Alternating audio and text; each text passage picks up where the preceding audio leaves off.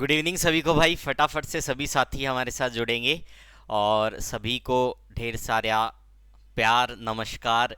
मैं आपका अपना अजय भार्गव स्वागत करता हूं आपके अपने प्यारे से यूट्यूब प्लेटफॉर्म पर। तो फटाफट से सभी साथी जुड़ जाएंगे भाई।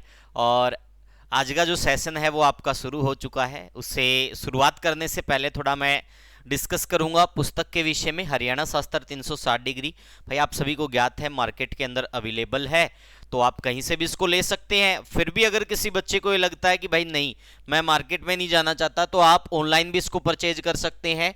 यहाँ पे देखो आप www.mehtaclasses.in या फिर 8803828000 इस नंबर पर व्हाट्सएप कर देना। आपको सारी डिटेल बता दी जाएगी कि आपको ऑनलाइन ये पुस्तक किस प्रकार से मिलेगी। तो भाई सभी विद्यार्थियों को नमस्कार, सभी को गुड इवनिंग, सभी को ढेर सारा प्यार। अब सेशन की शुरुआत करेंगे और एक बार मैं कॉमेंट की सेटिंग कर लेता हूँ थोड़ी, कि एक बार थोड़ी दिक्कत हो रखी। चलो भाई हो गया भाई सभी को भाई। चलो तो भाई बार बार मैं गुड इवनिंग विश नहीं करूंगा सभी को। राम राम भाई। कैलाश यादव फरीदाबाद से राम राम भाई कैलाश। तो अभी स्टार्ट करें सेशन की भाई। जिन बच्चों ने अभी तक वीडियो को लाइक नहीं किया वो वीडियो को लाइक कर दीजिए, सेशन को शेयर कर दीजिए, और जो बच्चे अभी तक आए नहीं है भाई फटाफट से ज्वाइन कीजिएगा। अब सेशन शुरू होने वाला भाई। ठीक है, गुड इवनिंग सभी को। शुरुआत करें भाई। कोई दिक्कत? चलो भाई कोई दिक्कत नहीं है कि सभी को राम राम। चलो पहला क्वेश्चन आप लोगों के सामने ये रहा, फटाफट से जवाब दीजिएगा भाई। बहुत अच्छा प्रश्न है आप लोगों के समक्ष। देखो पूछा क्या गया है, आर्थिक सर्वेक्षण 2023, इसी को बेटा इकोनॉमिक सर्वे भी कहा जाता है। वही इकोनॉमिक सर्वे जो अभी सीटी के अंदर भाई बहुत जबरदस्त, अगर किसी ने पढ़ा था तो उसके जो नंबर हैं आपको पता ही होगा, वो औरों से 3 या 4 नंबर ज्यादा जरूर बड़े होंगे भाई। ठीक है, तो आर्थिक सर्वेक्षण 2023 यानी कि जो हरियाणा का इकोनॉमिक सर्वे है 2023 वो जारी कर दिया गया है। उसके अनुसार हरियाणा में कुल कितने जिला स्तरीय उप खजाने हैं? तो भाई फटाफट से जवाब देना आपको। ए ऑप्शन दिया गया 24, बी ऑप्शन दिया गया 81, सी ऑप्शन दिया गया 82 और डी ऑप्शन दिया गया 94। फटाफट से जवाब दीजिएगा भाई, देखते हैं कितने विद्यार्थी इसका जवाब दे पाते हैं। पहला क्वेश्चन आप लोगों के सामने बेटा, और आपको उत्तर देना भाई। ठीक है भाई, पहला कमेंट आया है पवन सहरावत का और इन्होंने 82 उत्तर दिया। चलो हम देखते हैं, गीता हुडा किड्स ने सी उत्तर दिया है। चलो भाई इसको फटाफट से वेरीफाई कर लेते हैं किसका उत्तर क्या रहने वाला है। तो प्यारे विद्यार्थियों सबसे पहले हम देखेंगे कि इसका उत्तर क्या रहेगा। तो बेटा जो हरियाणा का आर्थिक सर्वेक्षण 2023 है ये बिल्कुल हाल ही में जारी किया गया है, और इसमें क्या बताया गया भाई, इसके अनुसार हरियाणा के अंदर जिला स्तरीय खजाने, जिला स्तरीय खजाने, और ये जिला स्तरीय खजाने, खजाने यानी कि ट्रेजरी, जो आप गवर्नमेंट जॉब पर लगे हुए हो आपको पता ही होगा सारे बिल होते हैं ट्रेजरी में जाते हैं, तो ये ट्रेजरी का ही जिक्र है, जिला स्तरीय खजाने। तो फटाफट से सभी विद्यार्थी बताएंगे भाई जिला स्तरीय खजाने। तो हरियाणा के अंदर जो जिला स्तरीय खजाने हैं 2023 के इकोनॉमिक सर्वे के अनुसार वो कितने हैं? 24 हैं। और जिला स्तरीय उप खजाने, जिला स्तरीय अगर आपसे पूछ ले बेटा उप खजाने, तो 2023 के इकोनॉमिक सर्वे के अनुसार ये उप खजाने कितने हैं बेटा? ये उप खजाने 81 है। कितने हैं बेटा ये उप स्तरीय जो क्या है उप खजाने, जिला स्तरीय उप खजाने, ये कितने हैं बेटा? ये 81 है। तो राइट आंसर आपका क्या हो जाएगा बेटा? राइट आंसर यहां पर हो जाएगा बी। क्या हो जाएगा बेटा राइट आंसर? राइट आंसर हो जाएगा बी। ये ध्यान रखना भाई, ये 2023 के अनुसार है। किसके अनुसार है बेटा? इकोनॉमिक सर्वे आर्थिक सर्वेक्षण 2023 के अनुसार। ठीक है भाई, तो इसके अनुसार आपको ज्ञात हो गया है। तो सही उत्तर क्या रहेगा भाई? सही उत्तर रहेगा 81। अब यही प्रश्न आपसे बेटा डिफरेंट तरीके से पूछा जा सकता है। अगर आपसे 2022 के इकोनॉमिक सर्वे के अनुसार पूछ लिया जाए, अगर आपसे 2022 के आर्थिक सर्वेक्षण के अनुसार पूछ लिया जाए, किसके अनुसार पूछ लिया जाए बेटा? 2022 के आर्थिक सर्वेक्षण के अनुसार अगर आपसे पूछ लिया जाए, तो फिर उसमें जिला स्तरीय खजाने कितने थे भाई? उसमें जिला स्तरीय खजाने कितने थे? 2022 के अनुसार जिला स्तरीय जो खजाने थे वो कितने थे? वो 23 थे। और उप खजाने कितने थे बेटा? उप खजाने थे 82। उप खजाने कितने थे? उप खजाने थे 82। तो यहां तक सारी चीजें क्लियर हो गई भाई। 2022 के अनुसार पूछे तो ये प्रीवियस एग्जाम प्रश्न है, पूछा जा चुका है, वो चीजें हमारी क्लियर हो गई। ये जो आंकड़े हैं ये है 2022 के अनुसार, और जो नवीनतम आंकड़े आए हैं 2023 के अनुसार वो कौन से भाई, जिला स्तरीय खजाने कितने हैं, 24 हैं। और अगर आपसे पूछ लिया जाए कि जिला स्तरीय उप खजाने कितने हैं, तो वो 81 हैं। कितने हैं बेटा, 81। चीजें क्लियर, राइट आंसर पता चल गया बेटा, राइट आंसर क्या हो गया, 81 भाई, राइट आंसर क्या हो गया, 81।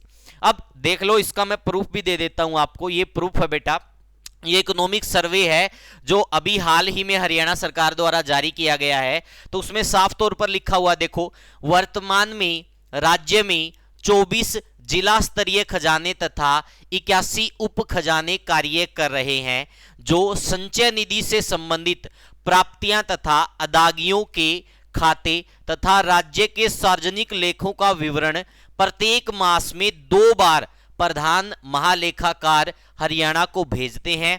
खजाना एवं लेखा विभाग अधीनस्थ लेखा सेवा काडर का नोडल विभाग है तथा इसके अंतर्गत अनुभाग अधिकारी, लेखा अधिकारी, वरिष्ठ लेखा अधिकारी तथा मुख्य लेखा अधिकारी शामिल है।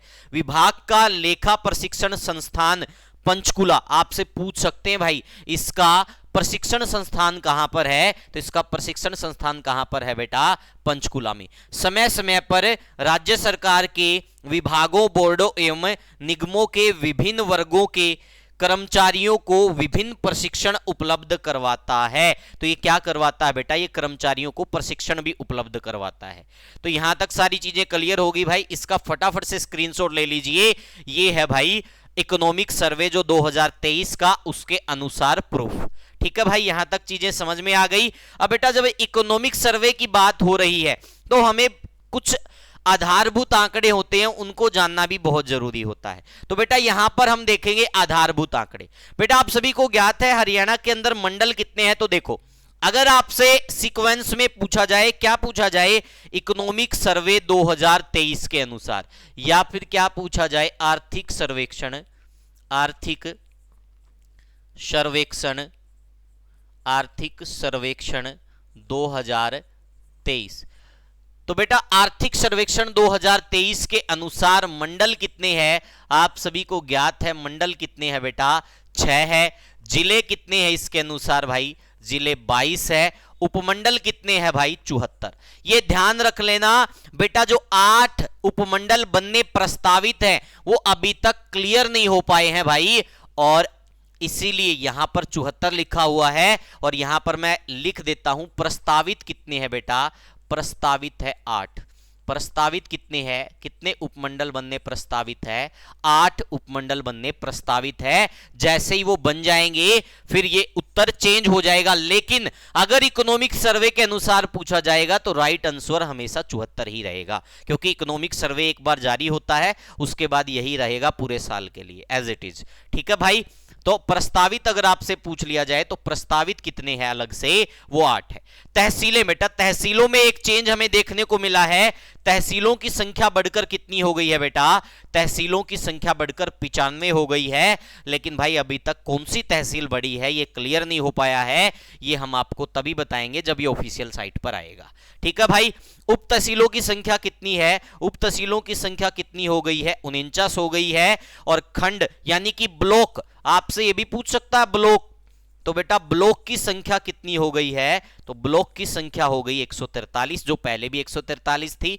और कस्बे कितने हो गए हैं बेटा, कस्बे 154, कस्बे कितने हैं 154। और गांव या गैर आबाद सहित ये गांव कितने हैं बेटा, 6841। ये प्रश्न पिछले पेपर में भी पूछा गया था सीईटी में, हो सकता आगे भी पूछा जाए, तो ये आंकड़े बहुत महत्वपूर्ण है बेटा। ये इकोनॉमिक सर्वे के अनुसार है भाई।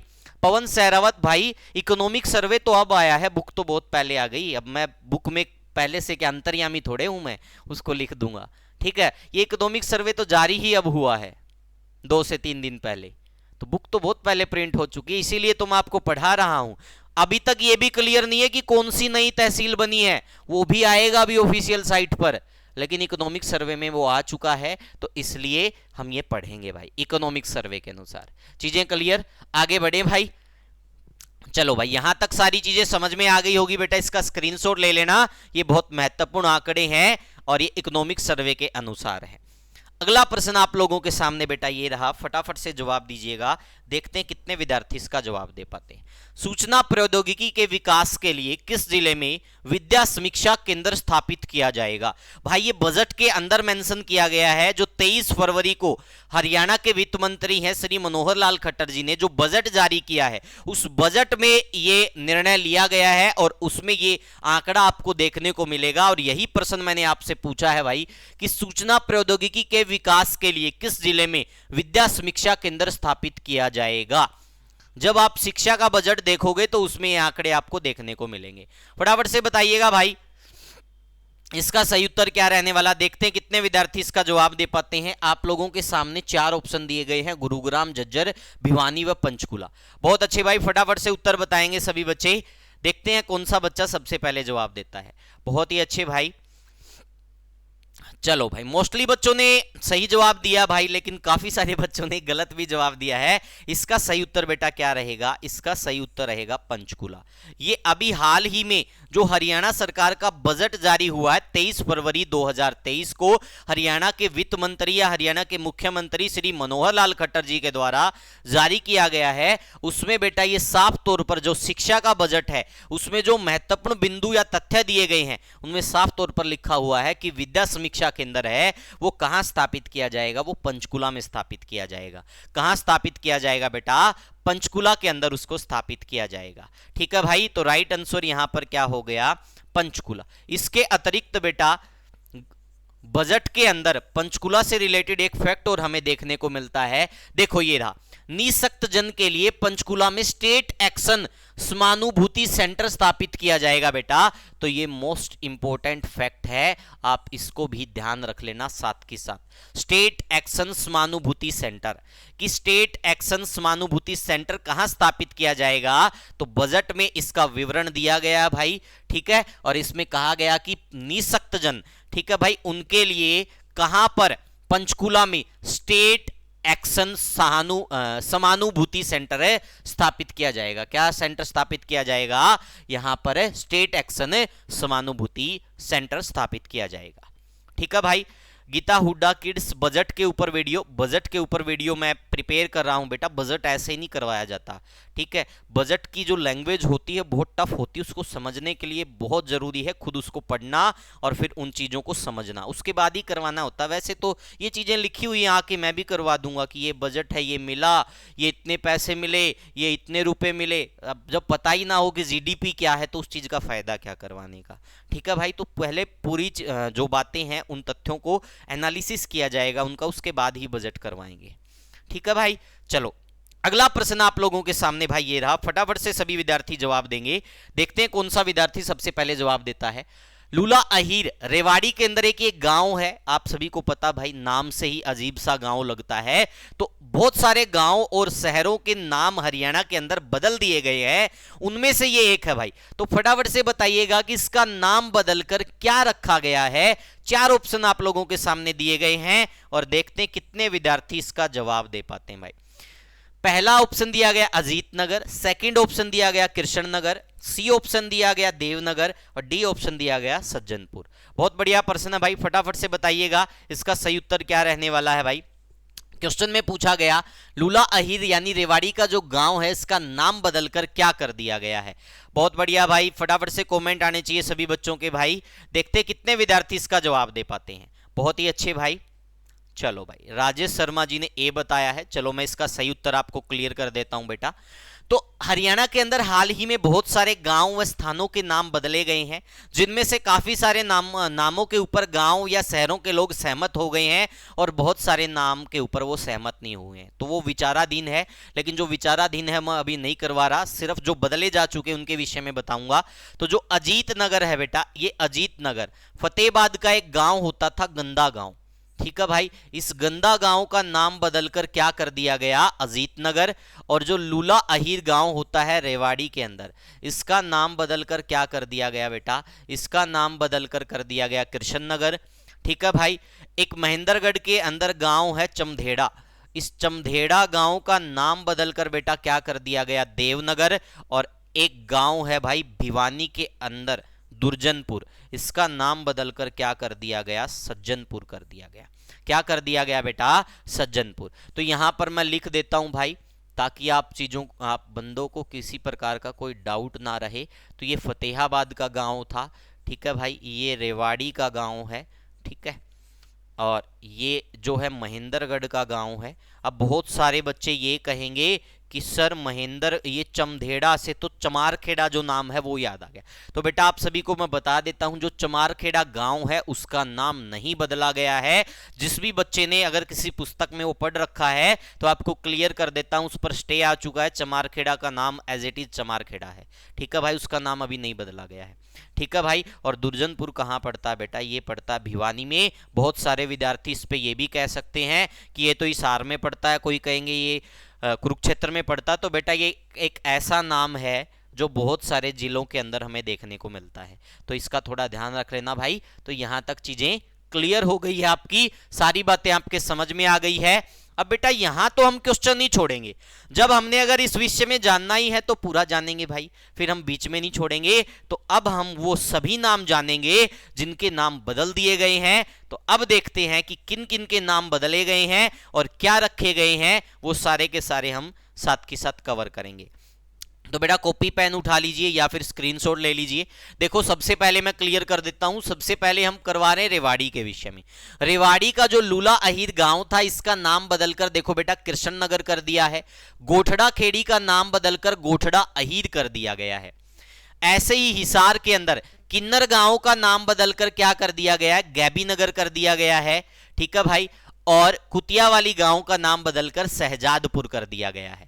इसी प्रकार से यमुनानगर में मुस्ताफाबाद गांव का नाम बदलकर सरस्वती नगर कर दिया गया और खिजराबाद का नाम बदलकर प्रताप नगर कर दिया गया। ये सबसे ज्यादा बार पेपर के अंदर पूछे जाते हैं बेटा, तो इसका ध्यान रखना भाई। इसके बाद देखो फरीदाबाद में बल्लभगढ़ का नाम बदलकर बलरामगढ़ कर दिया गया। रोहतक में गढ़ी सापला का नाम बदलकर चौधरी छोटूराम नगर कर दिया गया। भिवानी में दुर्जनपुर का नाम बदलकर सज्जनपुर कर दिया गया। सिरसा के अंदर कुताबड़ गांव का नाम बदलकर प्यारा नगर, माखे सेवराज का नाम बदलकर माखो सराणी और मोरीवाड़ा का नाम बदलकर शहीद अमरजीतपुरा कर दिया गया है, ठीक है भाई। अभी महेंद्रगढ़ में देखो चामधेड़ा का नाम बदलकर देवनगर कर दिया गया, तो इसका स्क्रीनशॉट सभी बच्चे ले लेंगे भाई। इसके बाद में देखे जींद के अंदर, तो जींद में पिंडारी पांडु, इसका नाम बदलकर पिंडारा कर दिया गया और टोडी खेड़ी का नाम बदलकर सरना खेड़ी कर दिया गया। क्या कर दिया गया बेटा, सरना खेड़ी। मेवात में आपको पता, मेवात को अब नू कहा जाने लगा, तो मेवात का ही नाम चेंज हो गया भाई, नू। उसके बाद मेवात में एक मरोड़ा गांव है जिसका नाम बदलकर क्या कर दिया गया, ट्रंप गांव कर दिया गया। क्या कर दिया गया बेटा, ट्रंप गांव। उसके बाद गुड़गांव में देखेंगे तो गुड़गांव का खुद का नाम बदलकर गुरुग्राम कर दिया गया है, आप सभी को ज्ञात है। यही गुड़गांव में पड़ता भोंडसी, इसका नाम बदलकर भुवनेश्वरी नगरी कर दिया गया है। इसके बाद कुरुक्षेत्र में अमीन गांव पड़ता है, उसका नाम बदलकर अभिमन्युपुर कर दिया गया। अंबाला में पंजाखेड़ा पड़ता है, इसका पंजाखेड़ा साहिब कर दिया गया। फतेहाबाद में देखो गंदा गांव का नाम बदलकर अजीत नगर कर दिया गया। करनाल में झुमरी गांव का नाम बदलकर खेड़ाजोली और रांगढ़ान का नाम बदलकर राजपुतान और लंढोरा गांव का नाम बदलकर जयरामपुरा कर दिया गया है। पानीपत में देखो बाबरपुर का नाम बदलकर गुरु नानकपुर कर दिया गया। ये मोस्ट इंपोर्टेंट फैक्ट है, तो ये आपसे कभी भी पूछा जा सकता भाई, ठीक है भाई। तो फटाफट से सभी बच्चे इसका स्क्रीनशॉट ले लेंगे भाई। ये हरियाणा के अंदर जितने भी गांव या शहरों के नाम बदले गए हैं वो सारे के सारे आंकड़े मैंने आपको दे दिए। फटाफट से सभी बच्चे स्क्रीनशॉट ले लेंगे भाई। इसका हो गया सभी का स्क्रीनशॉट, आगे बढ़े भाई। फटाफट से कमेंट करके बता दो अगर स्क्रीनशॉट हो गया तो, ठीक है भाई। चलो भाई, इसको मैं अभी अगले प्रश्न की तरफ लेके चलता हूं। ये रहा बेटा अगला प्रश्न, फटाफट से जवाब दीजिएगा भाई। देखते हैं कितने विद्यार्थी इसका जवाब दे पाते हैं। क्वेश्चन आप लोगों के सामने भाई। क्वेश्चन में पूछा गया, हरियाणा के किस मेडिकल कॉलेज में पहली बार अल्ट्रा थिन ग्राफ्टिंग पद्धति का प्रयोग किया जाएगा। बहुत ही अच्छा प्रश्न है भाई। देखते हैं कितने विद्यार्थी इसका जवाब दे पाते हैं। फटाफट से कमेंट कीजिएगा भाई, देखते हैं।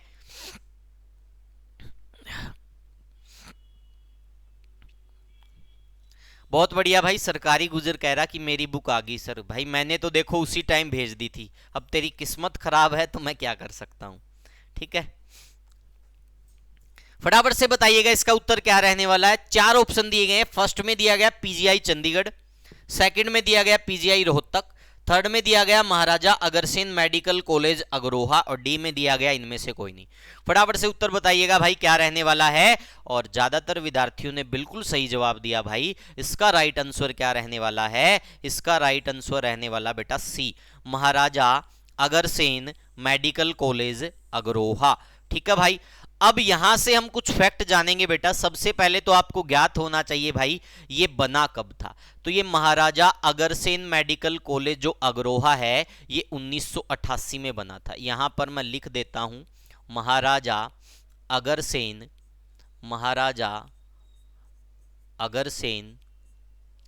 Medical college. तो ये कब बना बेटा? ये बना 1988 में। कहां विद्यमान है? अग्रोहा में। अग्रोहा कहां पड़ता बेटा? अग्रोहा पड़ता है हिसार में। कहां पड़ता है बेटा? अग्रोहा हिसार में। अब आपसे ये भी पूछ सकते हैं इस अग्रोहा का प्राचीन नाम क्या था? तो इस अग्रोहा का बेटा प्राचीन नाम था अग्रोदका। इसका प्राचीन नाम क्या था बेटा? इसका प्राचीन नाम था अग्रोदका व अगलपुर। क्या था इसका प्राचीन नाम? अग्रोदका व अगलपुर।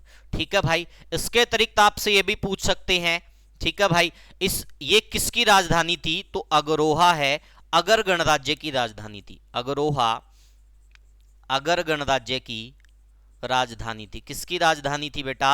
अगर गणराज्य की राजधानी थी। तो इसका मतलब अगरों के सिक्के, अगर गणराज्य के सिक्के कहां से प्राप्त हुए हैं? अग्रोहा से तो प्राप्त हुए हैं, साथ में बरवाला से भी प्राप्त हुए हैं। तो यहां तक सारी चीजें क्लियर भाई। इसके अतिरिक्त आप सभी को ज्ञात है भाई जो प्रथम सदी में जैन विद्वान हुए लोहाचार्य वो कहां रहते थे? वो अग्रोहा में रहते थे। इसके अतिरिक्त भाई इस अग्रोहा में क्या है? अग्रोहा धाम है। और सबसे बड़ी बात भाई क्या हो गया यहां पर? सबसे बड़ी बात क्या है कि ये इसका जो संबंध है वो महाराजा अग्रसेन से माना जाता है जो वैश्य समाज के आदिम पुरुष माने जाते हैं। ठीक है भाई। तो आपसे पूछ सकते हैं भाई। इसके अतिरिक्त जो ये अग्रसेन मेडिकल कॉलेज है ये भाई गैर सरकारी कॉलेज है लेकिन इसको राजकीय सहायता प्राप्त है। आपसे पूछ सकते हैं भाई ऐसा कौन सा गैर सरकारी मेडिकल कॉलेज है जिसको राजकीय सहायता प्राप्त है? तो बेटा इस अग्रसेन मेडिकल कॉलेज को क्या प्राप्त है? इसको राजकीय सहायता भी प्राप्त है। तो यहां तक सारी चीजें क्लियर हो गई होंगी भाई आई थिंक। अब मैं अगले प्रश्न की तरफ बढ़ता हूं और जिन विद्यार्थियों ने बेटा अभी तक वीडियो को लाइक नहीं किया वो सभी वीडियो को लाइक कर लेंगे, सेशन को शेयर कर देंगे भाई। ये हो गया हमारा उत्तर। आगे बढ़े अगले प्रश्न की तरफ। यहां तक आई थिंक सारी चीजें समझ में आ गई है। फिर भी अगर किसी को डाउट लगता है तो हमसे पूछ सकता है भाई। चलो नेक्स्ट क्वेश्चन की तरफ बढ़ते हैं। सही उत्तर हो गया महाराजा अग्रसेन मेडिकल कॉलेज अग्रोहा। भाई चलो ये थोड़ा मैं कोर्स के विषय में बता देता हूं भाई। ये कोर्स एग्जाम बोर्ड ऐप पर अवेलेबल है। जिन भी बच्चे को भाई तैयारी करनी है अच्छे लेवल की, चाहे वो आप MPSW फीमेल की कर रहे हो, चाहे ग्रुप सी की, चाहे ग्रुप डी की कर रहे हो, सभी प्रकार के बैचेज यहाँ अवेलेबल हैं। बच्चे ले सकते हैं भाई बैच। और बहुत अच्छा कंटेंट प्रोवाइड करवाया गया है। फिर भी कोई समस्या आती है तो यहाँ रोज क्लास होती है भाई। ठीक है, आप हमसे डिस्कस कर सकते हैं। तो ये एग्जाम बोर्ड ऐप सभी डाउनलोड कर लेना भाई। अगला प्रश्न आप लोगों के सामने ये रहा भाई, फटाफट से जवाब दीजिएगा। देखते हैं कितने विद्यार्थी इसका जवाब दे पाते। क्वेश्चन आपके सामने है और भाई क्वेश्चन प्रीवियस एग्जाम क्वेश्चन है। पूछा क्या गया है, हरियाणा के पहाड़ी क्षेत्र की मृदा कैसी है? हरियाणा कलरक 2019 में भी आया, हरियाणा पुलिस सब इंस्पेक्टर 2018 में भी आया। ऑप्शन दिए गए बेटा, ए में काली, बी में कहा गया चिकनी और सी में कहा गया भाई पीली और डी में कहा गया चट्टानी। तो फटाफट से इसका उत्तर बताइएगा और देखते हैं कौन सा बच्चा इसका सही उत्तर दे पाता है। फटाफट से बताइएगा भाई। क्वेश्चन आप लोगों के सामने है और अपेक्षा करता हूं सभी विद्यार्थी इसका सही उत्तर देंगे भाई। बहुत ही अच्छा प्रश्न है बेटा। ठीक है, बहुत ही अच्छे भाई। ज्यादातर विद्यार्थियों का जो उत्तर आया है बेटा वो क्या आया है? चट्टानी। तो जो आपका उत्तर आया है वो बिल्कुल सही है भाई। ठीक है भाई।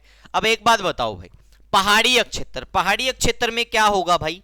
पहाड़ी क्षेत्र में भाई आपको पता है पहाड़ यानी रॉक टाइप चीजें मिलेंगी। और रॉक क्या होता है? चट्टान। तो चट्टानी मिट्टी ही वहां पर हमें देखने को मिलती है, या फिर क्या कह सकते हैं भाई, पथरीली भी आ सकता है।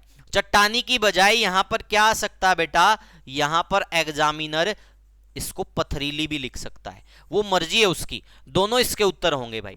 एग्जामिनर पथरीली भी इसका उत्तर मान सकता है, तो आप लोगों को दोनों को जानना होगा भाई, चाहे तो चट्टानी मिलेगा चाहे पथरीली मिलेगा। अब इसके बाद जब मिट्टी का जिक्र आ ही गया तो मिट्टी के बारे में हम जान लेते हैं भाई। सबसे पहले हम क्या जानेंगे भाई, हरियाणा में सतह के आधार पर कितने प्रकार की मिट्टी पाई जाती है? सतह के आधार पर हरियाणा में मिट्टी, तो फटाफट से बताइएगा सतह के आधार पर हरियाणा में कितने प्रकार की मिट्टी पाई जाती है। देखते हैं कितने विद्यार्थी इसका सही जवाब दे पाते हैं। बहुत ही अच्छा प्रश्न है भाई, आपको जवाब देना है। बहुत बढ़िया भाई। चलो इसके विषय में मैं आपको बता देता हूं। अगर आपसे बेटा सतह के आधार पर पूछा जाए तो सतह के आधार पर हरियाणा में 3 प्रकार की मिट्टी पाई जाती है। कितने प्रकार की मिट्टी पाई जाती है? 3 प्रकार की मिट्टी पाई जाती है। अगर बेटा आपसे पूछा जाए डॉक्टर जसबीर के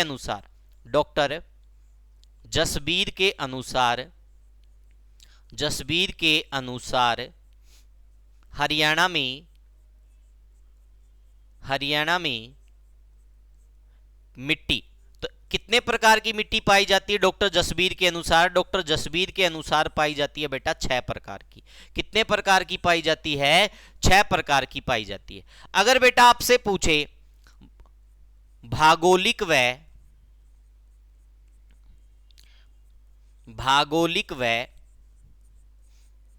रासायनिक आधार पर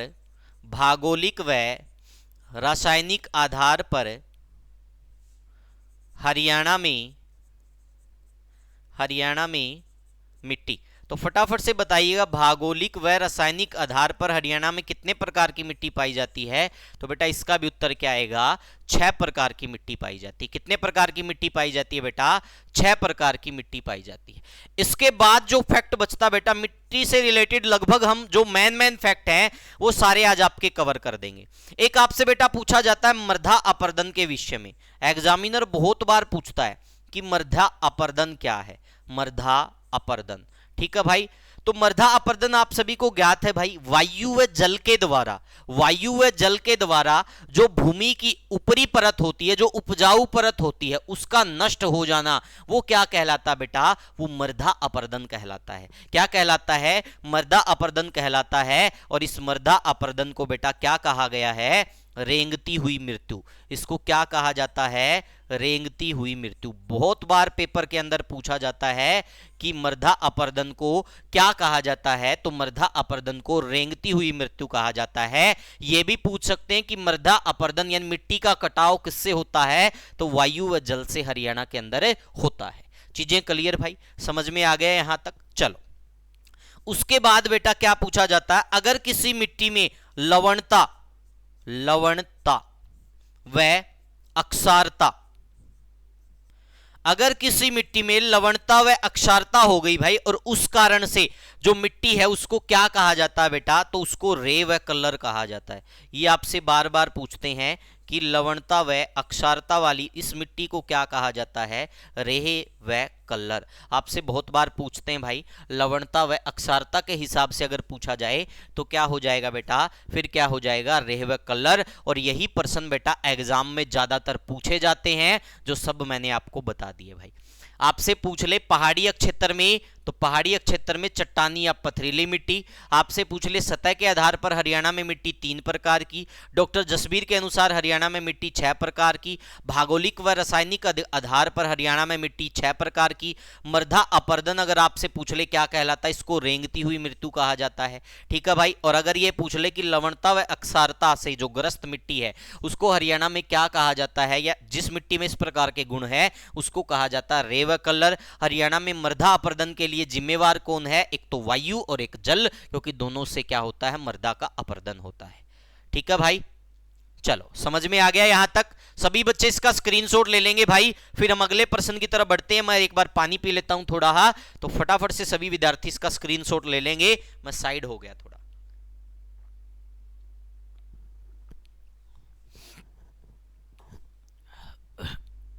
चलो भाई अगले प्रश्न की तरफ बढ़ते हैं। चलो भाई नेक्स्ट क्वेश्चन आप लोगों के सामने ये रहा, फटाफट से जवाब दीजिएगा। प्रश्न में पूछा गया बेटा सुमेलित कीजिए। देखो सुमेलित कीजिए, सूची 1 दिया गया है, सूची 1 में पूछा गया फल उत्कृष्टता केंद्र, यहां पर मंजियाना लिखा है। सेकंड में दिया गया मधुमक्खी उत्कृष्टता केंद्र, यहां पर रामनगर लिखा है।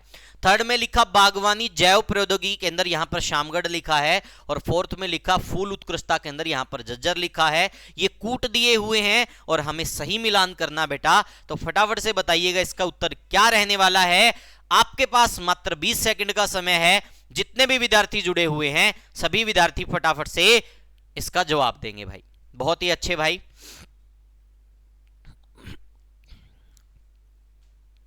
फटाफट से कमेंट करके बताइए भाई। दिनेश कुमार ने ABCD बताया है, चलो देख लेते हैं क्या रहने वाला है भाई। चलो भाई 20 सेकंड का समय होने वाला भाई, और 20 सेकंड का समय आपका समाप्त हो गया। चलो तो बेटा देखो, फल उत्कृष्टता केंद्र मैंने आपको बिल्कुल क्लियर करवाया था।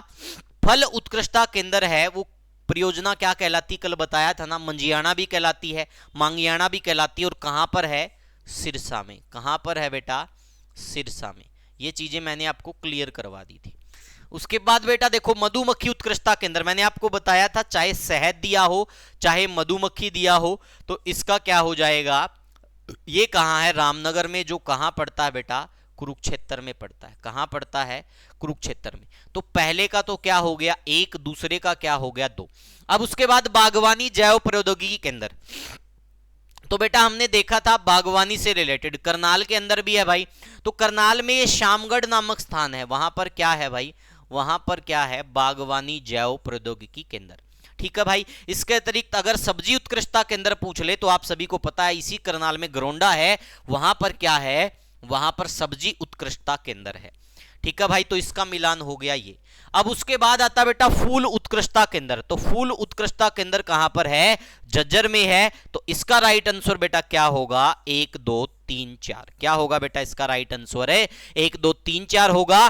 कल हमने एक क्वेश्चन और पढ़ा था भाई, प्याज उत्कृष्टता केंद्र, तो आप सभी को पता होना चाहिए प्याज उत्कृष्टता केंद्र कहां है। तो ये कहां बनेगा बेटा, नुहू के पिनगवा गांव में।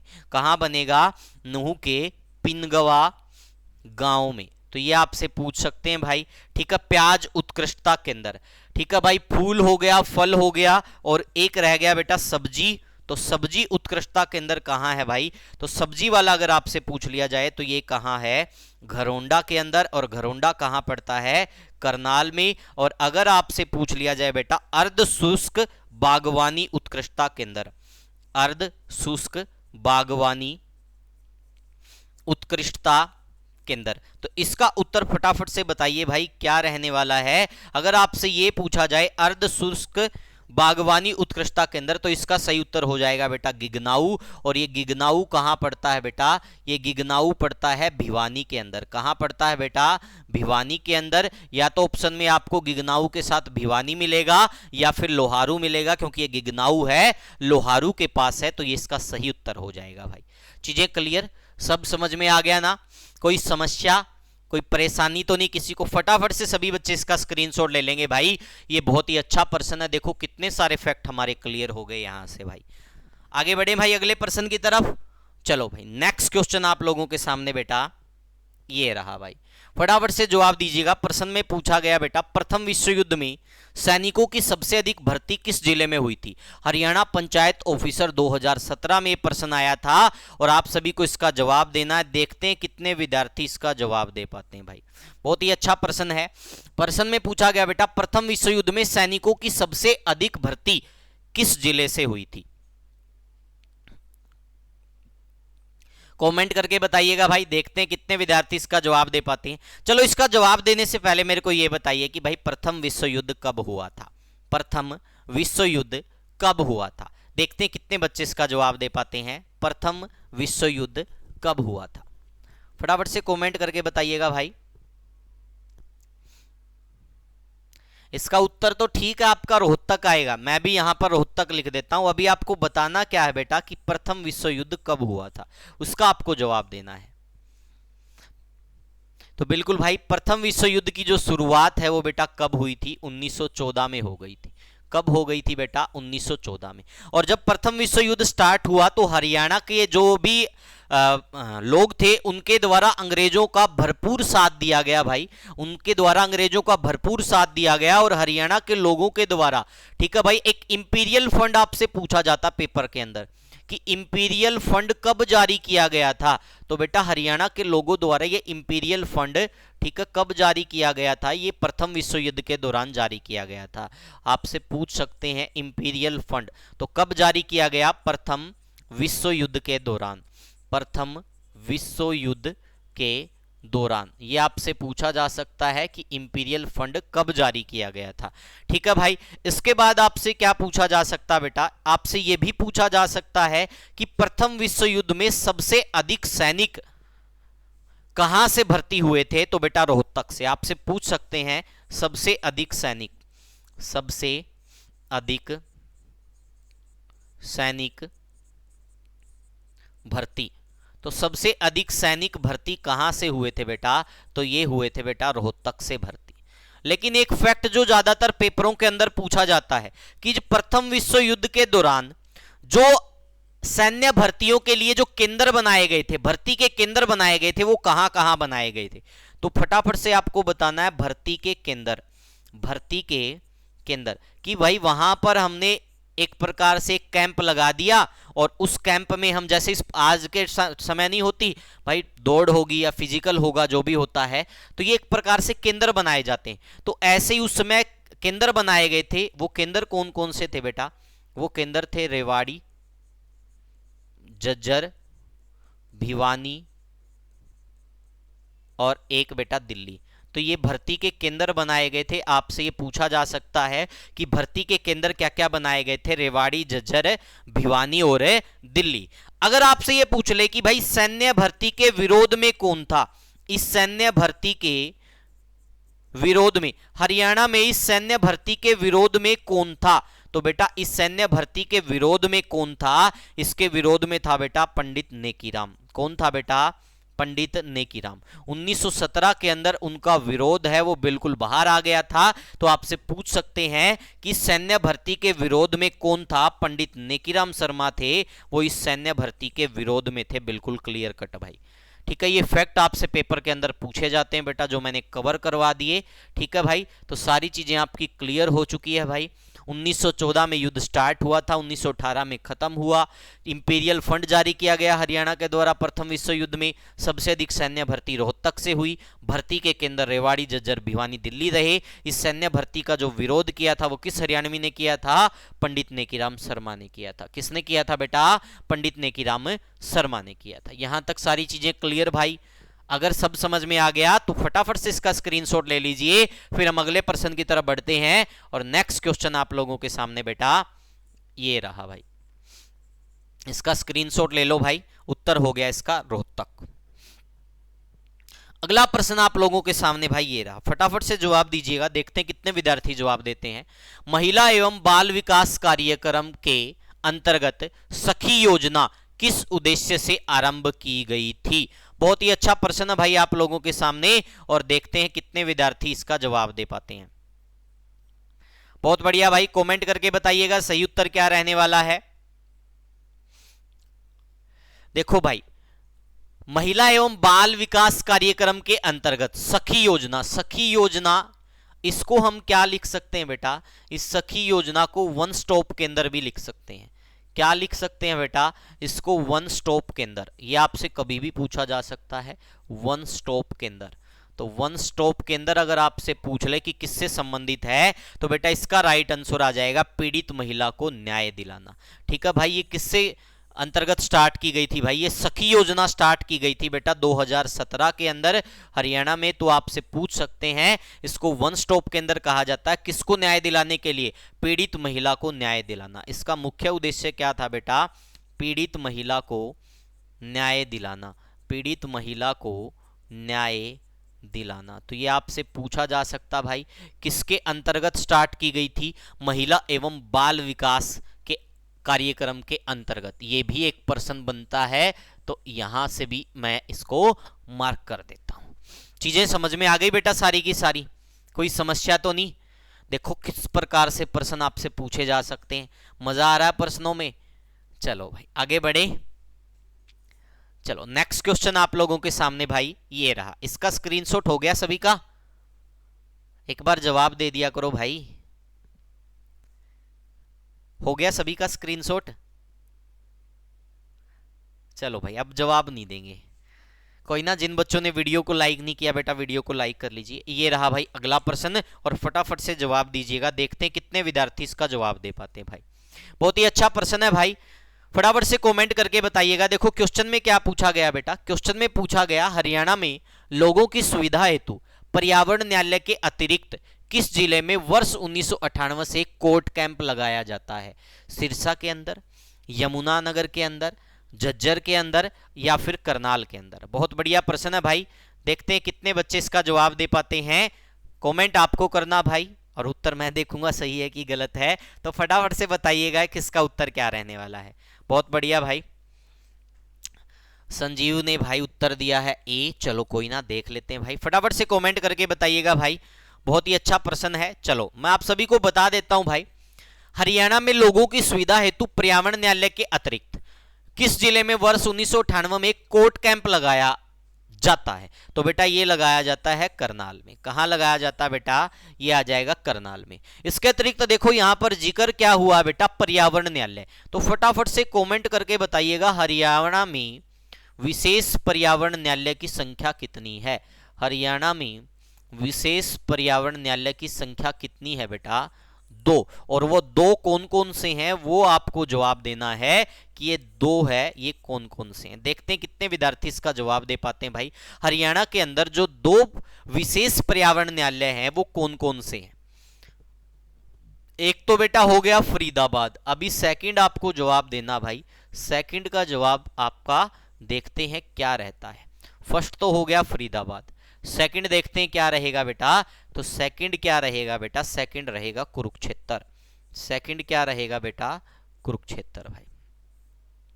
ठीक है भाई, हरियाणा के अंदर 2 विशेष पर्यावरण न्यायालय हैं, एक फरीदाबाद में है, एक कुरुक्षेत्र में है।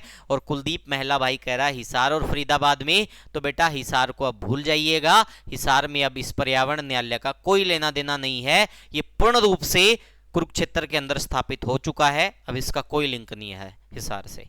ठीक है भाई, तो समझ में आ गया। तो इसका सही उत्तर क्या आ गया? एक फरीदाबाद में है और एक कुरुक्षेत्र में है, 2 विशेष पर्यावरण न्यायालय हरियाणा के अंदर। और अगर आपसे पूछ ले कि 1998 से कोर्ट कैंप कहां लगाया जा रहा है, तो वो करनाल में लगाया जा रहा है। अब हम इसके विषय में थोड़ा और गहराई से जानेंगे भाई, तो अब वो देख लेते हैं भाई वो क्या रहने वाला है। ये देखिएगा भाई, विशेष पर्यावरण न्यायालय 2 हैं, फरीदाबाद और कुरुक्षेत्र हैं बेटा। ठीक है, अब देखो पर्यावरण से संबंधित जो मामले होते हैं इनके निवारण हेतु विशेष अदालत 6 अप्रैल 1997 को बनाई गई। सर्वप्रथम पर्यावरण न्यायालय फरीदाबाद और हिसार में 2 जगह स्थापित किए गए थे, लेकिन 24 नवंबर 2015 को हिसार से इसको कुरुक्षेत्र स्थापित कर दिया गया। इसका मतलब अब हिसार में इसका कोई लेना देना नहीं है भाई। ठीक है, फरीदाबाद न्यायालय है, इसका अधिकारक क्षेत्र बेटा देख लीजिए, फरीदाबाद, गुरुग्राम, पलवल, मेवात, झज्जर, रेवाड़ी, महेंद्रगढ़, इन पर किसका अधिकारक क्षेत्र है? फरीदाबाद न्यायालय का। और कुरुक्षेत्र न्यायालय का अधिकारक क्षेत्र कहां कहां है? पंचकुला, अंबाला, यमुनानगर, कुरुक्षेत्र, करनाल, पानीपत, सोनीपत, कैथल, हिसार, फतेहाबाद, सिरसा, भिवानी, जींद, दादरी, रोहतक। इसको दूसरी प्रकार से भी पूछ सकता है बेटा। क्या पूछ सकता है? चाहे तो वो आपसे ये पूछ सकता है कि निम्न में से हरियाणा के अधिकतर जिलों पर किस पर्यावरण न्यायालय का अधिकारक क्षेत्र है? तो इसका उत्तर कुरुक्षेत्र आ जाएगा। या फिर इनकी संख्या भी पूछ सकता है, तो संख्या भी आपको याद होनी चाहिए बेटा कि इसके अधिकारक क्षेत्र में कौन से आते हैं। देखो इसमें कितने आ गए? 1, 2, 3, 4, 5, 6 और 7।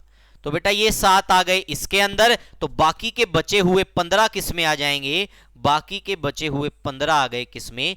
कुरुक्षेत्र वाले में। तो आपसे ये संख्या भी पूछ सकता है, ये भी आपको ज्ञात होना चाहिए बेटा। और इस प्रकार के प्रश्न आपसे कभी भी पूछे जा सकते हैं। इसके अतिरिक्त बेटा आपसे एक प्रश्न पूछ सकता है वाणिज्यिक न्यायालय के विषय में। तो हरियाणा के अंदर एक वाणिज्यिक न्यायालय भी है बेटा, वो वाणिज्यिक न्यायालय कहाँ है? वो गुरुग्राम में है, जो 2017 में स्थापित हुआ था। कहाँ स्थापित हुआ था बेटा? 2017 में स्थापित हुआ था। तो सभी विद्यार्थी इसका स्क्रीनशॉट ले लेंगे भाई। सारी चीजें क्लियर हो चुकी हैं कि दो विशेष पर्यावरण न्यायालय हैं, वो फरीदाबाद और कुरुक्षेत्र के अंदर स्थित है। हिसार वाला जिक्र अब बंद कर दीजिए, क्योंकि हिसार में अब इसका कोई लेना देना नहीं है, ये पूर्ण रूप से कुरुक्षेत्र में स्थापित हो चुका है।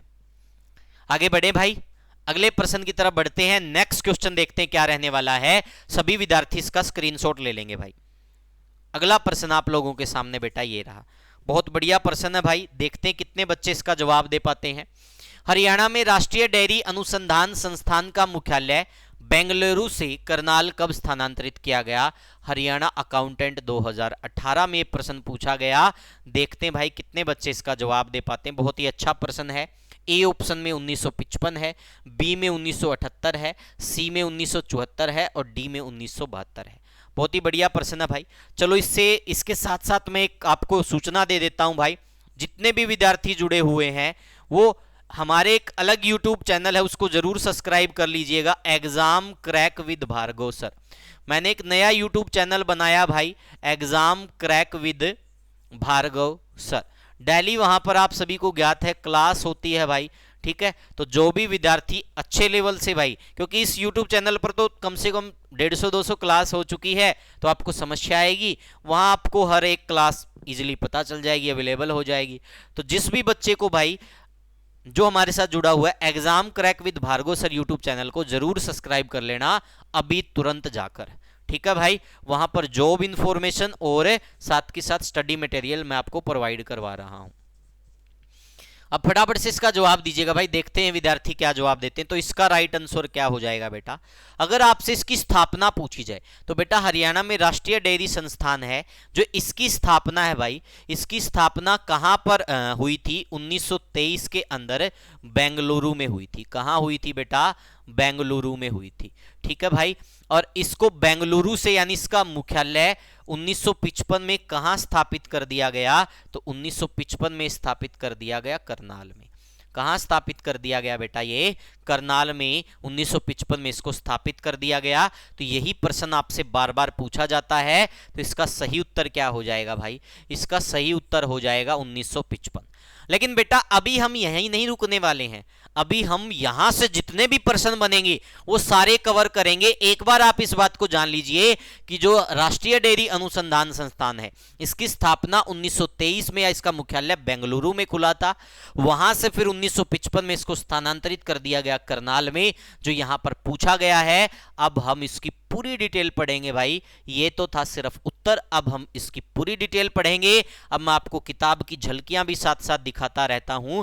तो ये हमारी हरियाणा शास्त्र 360 डिग्री पुस्तक है बेटा। जो भी विद्यार्थी नया जुड़ा है भाई वो जान ले भाई, ये पुस्तक है, इस पुस्तक में सारा कंटेंट अवेलेबल है, टॉप लेवल का कंटेंट है। आप इस पुस्तक को जरूर खरीद लीजिएगा। जिसको ऑनलाइन मंगवानी है वो यहां से मंगवा सकता है, मात्र 350 रुपए में ऑनलाइन मिल जाएगी। मार्केट में 300 सवा 300 की मिल जाती हैं। तो सभी विद्यार्थी इसको ले लेंगे भाई। और इसके साथ हरियाणा जीके का वीडियो कोर्स फ्री है, तो ये ध्यान रख लेना।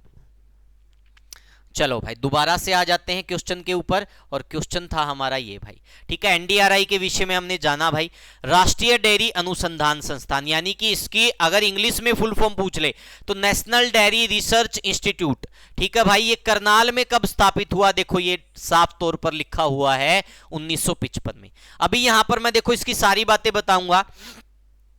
इसकी स्थापना Imperial Institute of Animal Husbandry and Dairying के रूप में 1923 में बेंगलुरु में हुई थी। तो बेटा देखो आपसे पूछा जा सकता है कि शुरुआत में इसका नाम क्या था, यह आपको ज्ञात होना चाहिए। तो शुरुआत में इसका नाम क्या था? Imperial Institute of Animal Husbandry and Dairying, ठीक है भाई। फिर 1936 में इसका नाम बदलकर क्या कर दिया गया? इंपीरियल डेयरी इंस्टीट्यूट कर दिया गया। फिर 1947 में इसका नाम बदलकर राष्ट्रीय डेयरी अनुसंधान संस्थान कर दिया गया। और 1955 में इसका जो संस्थान का मुख्यालय है वो कहां स्थापित कर दिया गया? करनाल में स्थापित कर दिया गया। यही तो प्रश्न पूछा गया था भाई, यही तो प्रश्न पूछा गया था भाई। चीजें क्लियर, समझ में आ गया सबका सब भाई।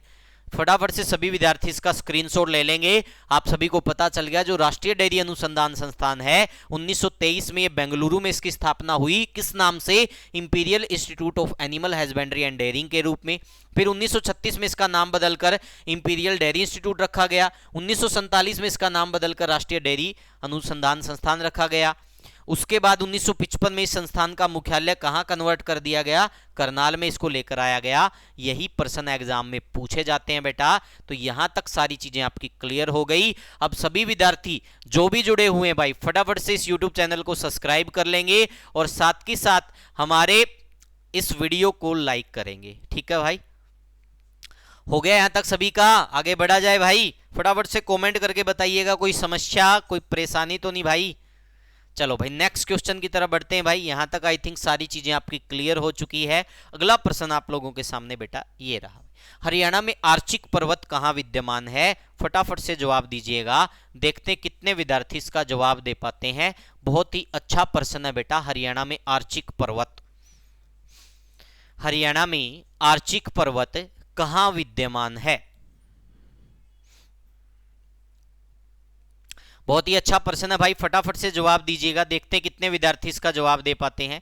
बहुत अच्छा प्रश्न है ना? ठीक है, हरियाणा में आर्चिक पर्वत। बेटा यहां से मैं इतना सारा कंटेंट लेके आऊंगा जो शायद ही आपने कहीं पढ़ा हो। ठीक है भाई, चलो अब देखते हैं इसका सही मायने में पूरा निचोड़ हम देखते हैं क्या रहने वाला है। यहां पे बेटा मैं लिख देता हूं ढोसी की पहाड़ी। यहां पे मैंने क्या लिख दिया भाई? ढोसी की पहाड़ी। तो ढोसी की पहाड़ी भाई 7वीं क्लास में सभी ने पढ़ा हुआ है। सभी की 7वीं क्लास में जो किताब होती थी उसमें आता था एसएस वाले टॉपिक में ढोसी की पहाड़ी। ये ढोसी की पहाड़ी का जो हिस्सा है वो कहाँ है भाई? हरियाणा के अंदर भी है, नारनौल में, यानी कि महेंद्रगढ़ में कुल्तजापुर गांव में। कहाँ है बेटा? तो ये गांव अगर पूछ लिया जाए तो कहाँ है? कुल्तजापुर गांव। ठीक है भाई, क्या हो गया ये? कुल्तजापुर गांव। और कुल्तजापुर गांव कहां पड़ता है बेटा? ये पड़ता है महेंद्रगढ़ में। अब एग्जामिनर ने यहां पर भाई थोड़ा हा दिमाग पता नहीं तो उसका चला नहीं, पता नहीं उसने ज्यादा यूज कर लिया, तो उसने ऑप्शन में नारनौल दे दिया। तो बेटा नारनौल क्या हो जाएगा? इसका उत्तर हो जाएगा, क्योंकि नारनौल भी एक प्रकार से महेंद्रगढ़ में ही पड़ता है। और आपको पता भाई नारनौल भी बहुत ज्यादा मायने रखता है। ठीक है भाई, अब आता है कि इसकी ऊंचाई कितनी है बेटा? तो इसकी ऊंचाई है बेटा 652 मीटर ऊंची। कितनी है भाई इसकी ऊंचाई? 652 मीटर ऊंची। बेटा ये एचएसएससी मानती है, वास्तव में अगर हम इसकी ऊंचाई देखेंगे तो अलग ही है भाई। ठीक है, तो अब देखो इसकी ऊंचाई हो गई भाई 652 मीटर ऊंची। और ये मानी जाता है भाई अरावली का, हरियाणा में अरावली का सबसे ऊंचा शिखर, सबसे ऊंचा शिखर। तो आपसे पूछ सकते हैं भाई हरियाणा में अरावली का सबसे ऊंचा शिखर कौन सा है? हरियाणा में अरावली का सबसे ऊंचा शिखर। तो हरियाणा में अरावली का सबसे ऊंचा शिखर कौन सा हो गया भाई? ढोसी की पहाड़ी, जो कहां पड़ती है? कुल्तजापुर में। यहां तक चीजें क्लियर भाई, सब समझ में आ गया। उसके बाद आपको मैं बता देता हूं भाई, उसके बाद क्या रहने वाला। इसी ढोसी की पहाड़ी को क्या कहा जाता था? इसी ढोसी की पहाड़ी को बेटा कहा जाता था अर्चिक पर्वत। इसी को क्या कहा जाता था बेटा? अर्चिक पर्वत। क्या कहा जाता था? अर्चिक। ठीक है भाई, और इसी को कहा जाता था आग्नेयगिरी की पहाड़ी। इसी को क्या कहा जाता था? आग्नेयगिरी की पहाड़ी। ये आपको जानना बहुत जरूरी है भाई। आग्नेयगिरी की पहाड़ी व इसी को क्या कहते थे? इसी को कहते थे अर्चिक पर्वत। ठीक है भाई, दोनों चीजें क्लियर। इसी को क्या कहा जाता था? अर्चिक पर्वत कहा जाता था। अब बहुत सारे विद्यार्थी कहेंगे सर अर्चिक का क्या संबंध है? तो भाई अर्चिक का मतलब एक प्रकार से क्या होती है? स्तुति होती है, जिसमें क्या होते हैं भाई? जिसमें मंत्र उच्चारण होते हैं। और ऐसा मानते हैं कि जो भार्गव कुल के लोग हैं वो यहाँ पर रहते थे, या वंश के लोग, और उन्होंने क्या किया था भाई? उनके संबंध वो किनकी स्तुति करते थे? मंत्रों का उच्चारण करते थे। और उसी से फिर क्या आया? ये अर्चिक पर्वत। ठीक है भाई, उसी से क्या बन गया? ये अर्चिक पर्वत भाई। ठीक है, इसी को कहा जाता है आग्नेयगिरी की पहाड़ी। ठीक है भाई, इसके अतिरिक्त इस ढोसी की पहाड़ी से कितने झरने बहते थे भाई? ढोसी की पहाड़ी से प्राचीन समय में 3 झरने बहते थे। कितने झरने बहते थे भाई? प्राचीन समय में 3 झरने बहते थे। आपसे पूछ सकते हैं भाई कितने झरने बहते थे, तो प्राचीन समय में 3 झरने बहते थे। बहुत सारे लोग कहते हैं कि इसकी जो स्थापना है वो त्रेता युग में हो गई थी भाई, ठीक है। अब इसी ढोसी की पहाड़ी से क्या बहते थे, 3 झरने बहते थे, और यहां पर क्या आए थे बेटा, यहां पर पांडव भी आए थे, तो इसको पांडवों की रमणी स्थली भी कहा जाता है। इसको क्या कहा जाता है, इसको पांडव ने यहां भ्रमण किया था, भ्रमण किया था, या फिर क्या कह सकते हैं, इसको पांडव की क्या कहा जाता है, पांडव की रमणी स्थली। क्या कहा जाता है बेटा, पांडव की रमणी स्थली। आपसे पूछ सकते हैं पांडव की रमणी स्थली के रूप में किसको जाना जाता है, इसी को जाना जाता है भाई। इसके बाद बेटा इसी ढोसी की पहाड़ी को पुरातत्वविद क्या कहते हैं, ये एक शांत या फिर मृत ज्वालामुखी है। शांत या फिर कैसा ज्वालामुखी है बेटा, मृत ज्वालामुखी। तो आपसे पूछ सकते हैं हरियाणा के अंदर शांत या फिर मृत ज्वालामुखी किसको माना गया है, तो ढोसी की पहाड़ी को ही शांत या फिर क्या माना गया है भाई, क्या माना गया है, शांत या फिर मृत ज्वालामुखी माना गया है। यहां तक चीजें क्लियर भाई। इसी ढोसी की पहाड़ी को बेटा क्या कहा गया, इसके अतिरिक्त हमने ये जान लिया, ये माना गया सारी चीजें। इसी ढोसी की पहाड़ी पर किसका आश्रम था बेटा, इसी ढोसी की पहाड़ी पर आश्रम था बेटा किसका, च्यवन ऋषि का। किसका आश्रम था बेटा, च्यवन ऋषि। और इस च्यवन ऋषि ने बेटा क्या किया था, च्यवनप्राश की खोज की थी।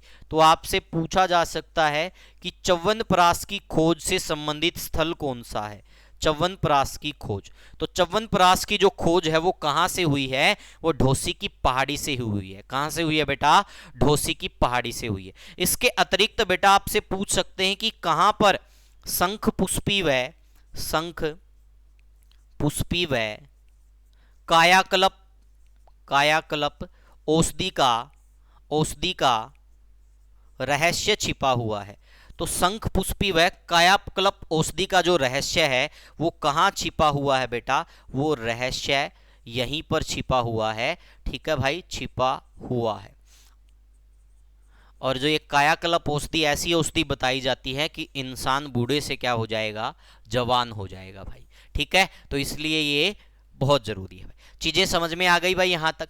यहां से भाई क्या प्राप्त हुई है, एक अष्ट धातु की क्या प्राप्त हुई है, एक मूर्ति भी प्राप्त हुई है विष्णु की। तो आपसे पूछ सकते हैं, ठीक है। यहां पर हेमचंद्र विक्रमादित्य के द्वारा एक दीवार का भी निर्माण करवाया गया था, तो वो भी आपसे पूछ सकते हैं कि हेमचंद्र विक्रमादित्य के द्वारा कहां पर निर्माण करवाया गया था एक दीवार का। तो ढोसी के किले के ऊपर हेमचंद्र विक्रमादित्य ने एक दीवार का निर्माण करवाया था। आपसे पूछ सकते हैं हेमू ने यहां पर क्या करवाया था, हेमू ने एक दीवार का निर्माण करवाया था। क्या करवाया था बेटा, एक दीवार का निर्माण करवाया था, ठीक है भाई।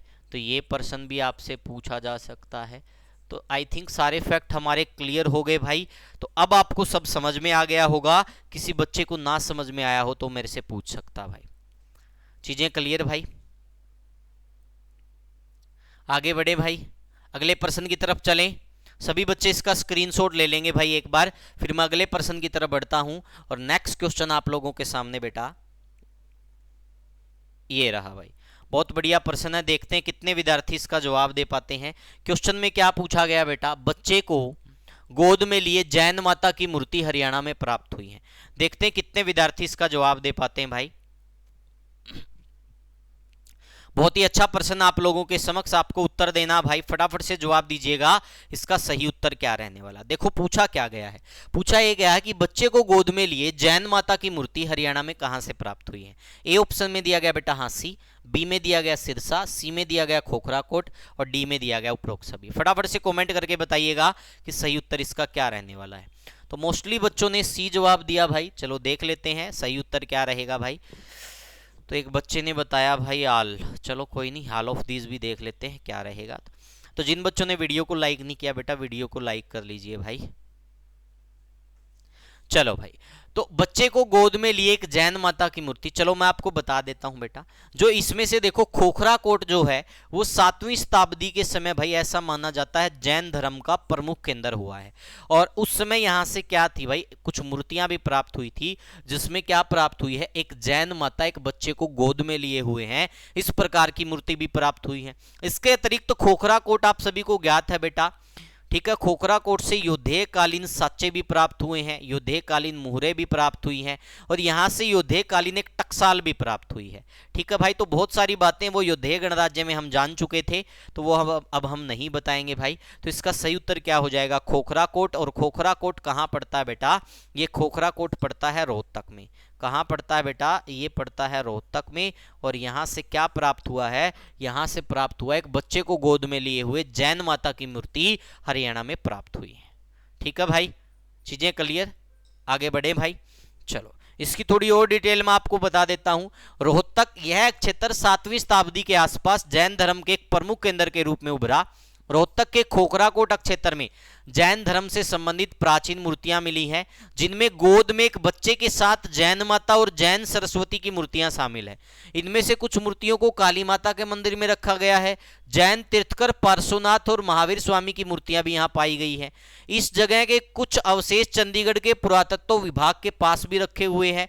और एक नोट विशेषता दी गई है, 8वीं से 11वीं सदी के दौरान हरियाणा के विषय में जानने के लिए सबसे ज्यादा सहायता जैन ग्रंथों से मिलती है। कहां से मिलती है बेटा, जैन ग्रंथों से ही हमें ये मिलती है भाई। समझ में आ गया भाई, यहां तक सभी विद्यार्थी इसका स्क्रीनशॉट ले लेंगे भाई। अब हम बढ़ते हैं अगले प्रश्न की तरफ, और नेक्स्ट क्वेश्चन आप लोगों के सामने ये रहा भाई। क्लास में मजा तो आ रहा भाई, बहुत सारे बच्चे कहते हैं कि सर हंस लिया करो। भैया और कैसे हंसना होता है, अब पूरा ही हंसना होता है अगर पूरे क्लास में पूरे सेशन में, तो फिर भाई पढ़ाने का फायदा नहीं है। ठीक है, तो भाई इतना ही हंसेंगे जितना आप लोग समझ सको भाई। टीजीटी में मैं स्क्रीनिंग में आपको बता देता हूं, मुझे लगता है यार आने वाला भविष्य है ना हरियाणा का, वो थोड़ा उलझन में है। आप लोग अध्यापक बनने जा रहे हो, वो आपको यही नहीं पता कि टीजीटी स्क्रीनिंग में आएगा क्या, सोचने की बात है भाई। आपको पता है पिछली बार भी जो पेपर हुए 25 नंबर की हरियाणा जीके आई थी, 25 नंबर का आपका सब्जेक्ट आएगा, बाकी के बचे हुए 50 में से सारे सब्जेक्ट कवर होंगे। तो क्यों नहीं है, उसके लिए बहुत जरूरी है उसके लिए भाई। हरियाणा राज्य अभिलेखागार की स्थापना विधिवत रूप से कब हुई थी, फटाफट से इसका जवाब दीजिए भाई। देखते कितने विद्यार्थी इसका जवाब दे पाते हैं। बहुत ही अच्छा प्रश्न है आप लोगों के समक्ष। फटाफट से कमेंट करके बताइएगा भाई, प्रश्न क्या पूछा गया, हरियाणा राज्य अभिलेखागार की स्थापना विधिवत रूप से कब हुई थी। ए ऑप्शन में 1919 दिया गया, बी ऑप्शन में 1974 दिया गया, सी ऑप्शन में 1976 दिया गया, और डी ऑप्शन में 1981 दिया गया। देखते हैं कितने विद्यार्थी इसका जवाब दे पाते हैं। क्वेश्चन आप लोगों के सामने भाई, उत्तर आपको देना भाई।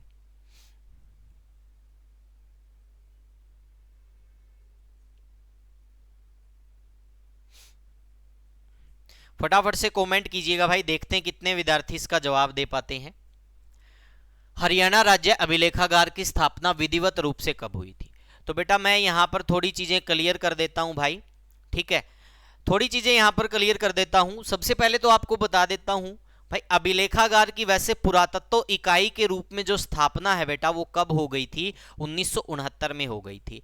ठीक है, लेकिन 7 पदों की स्वीकृति के साथ पहली बार, ठीक है भाई, हरियाणा राज्य अभिलेखागार अस्तित्व में आया। लेकिन जब विधिवत रूप से पूछा जाता है तो विधिवत रूप से इसकी जो स्थापना बेटा वो कब हुई थी, 1976 में हुई थी। विधिवत रूप से इसकी स्थापना वो कब हुई थी, अब मैं यहां पर लिख देता हूं, देखो पुरातत्व इकाई के रूप में, पुरातत्व इकाई।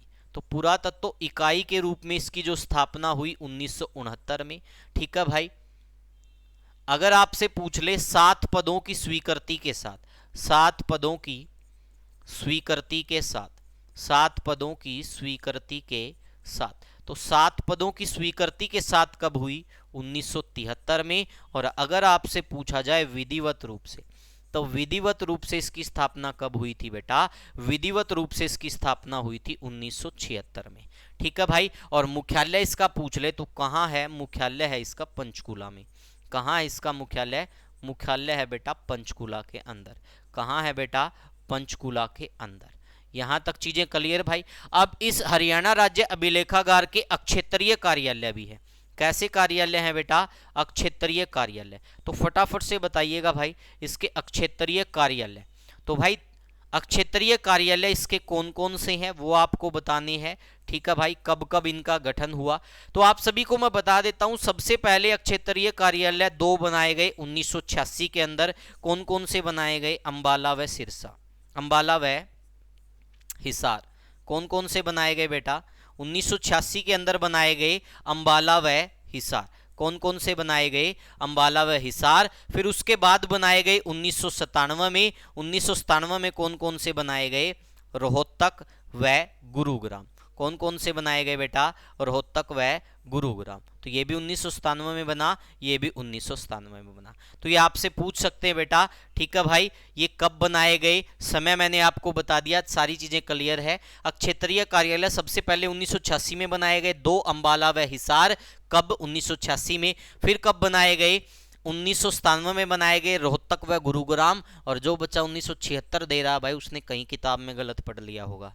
ठीक है, यही तो समस्या सबसे बड़ी, कहीं ना कहीं मिस प्रिंटिंग लिखा हुआ किसी किताब में और वो आपने रीड कर लिया। वास्तविकता क्या है? 1986 में। मेरी मत मानना भाई, ऑफिशियल साइट पे जाके देख लेना, 86 ही मिलेगा। ठीक है, तो यहां तक चीजें क्लियर भाई। 1986 में कौन से 2 बने? अंबाला हिसार। और 1997 में कौन से बने? रोहतक गुरुग्राम। फिर 2014 में क्या होता है? इस गुरुग्राम है ये अक्षेत्रीय कार्यालय इतना खर्चा वहन नहीं कर पाता, तो फिर इसको किस में मर्ज कर दिया जाता है? रोहतक वाले में इसको मर्ज कर दिया जाता है।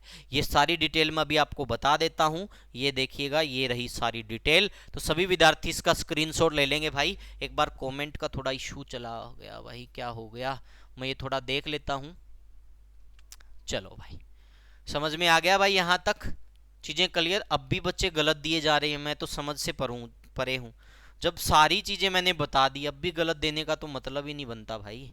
तो देखिएगा, हरियाणा राज्य अभिलेखागार, हरियाणा राज्य में संभवतः 1969 में पुरातत्व इकाई की शुरुआत हुई। फिर 1973 में 7 पदों की स्वीकृति के साथ अभिलेखागार स्थापित करने की दिशा में पहला कदम बढ़ाया गया। वर्ष 1976 में विधिवत रूप से अभिलेखागार शुरू हुआ, जिसका मुख्यालय पंचकुला में है। 1986 में मंडल स्तर पर क्रमशः अंबाला व हिसार में क्षेत्रीय अभिलेखागारों की स्थापना की गई। राज्य में रोहतक व गुरुग्राम को मंडल का दर्जा मिलने के पश्चात विभाग ने वर्ष 1997 में इन दोनों स्थानों पर क्षेत्रीय अभिलेखागारों की स्थापना की। वर्ष 2014 में स्टाफ की कमी व अत्यधिक किराए के कारण क्षेत्रीय अभिलेखागार गुरुग्राम का कार्यालय अस्थायी तौर पर गुरुग्राम क्षेत्रीय अभिलेखागार से रोहतक मंडल रोहतक में स्थानांतरित कर दिया गया। तो भाई ये हो गया आपका उत्तर। तो अब सभी आप देख सकते हो भाई। ठीक है, चीजें समझ में आ गई भाई।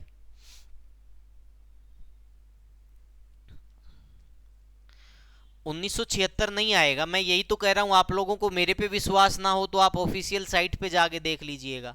ठीक है भाई, मैं वही तो कह रहा हूं। आपने किताब में से पढ़ लिया और वो कहीं गलत करवा दिया तो आप उसी को राइट मान रहे हो। ठीक है, तो 1986 आएगा, ये ऑफिशियल आंकड़े हैं। ठीक है, और जब आप हरियाणा का गजेटियर पढ़ोगे तब आप इन चीजों को समझ पाओगे भाई। ठीक है,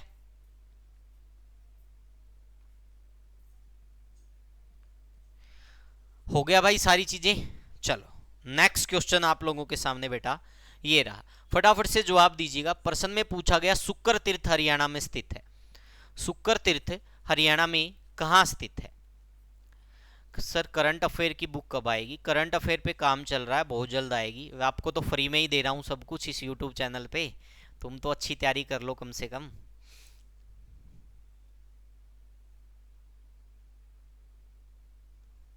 फटाफट से जवाब दीजिए भाई, देखते हैं कितने बच्चे इसका जवाब दे पाते हैं।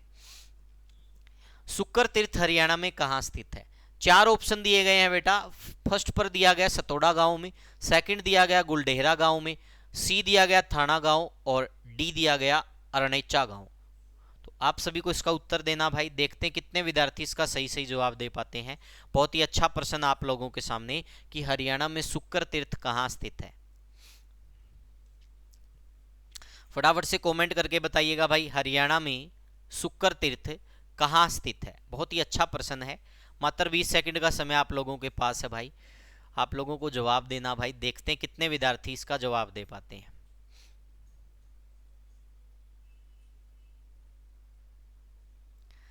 चलो भाई, इसका उत्तर जो है, इसका उत्तर क्या रहेगा बेटा? इसका उत्तर रहेगा सतोड़ा गांव। इसका उत्तर क्या रहेगा बेटा?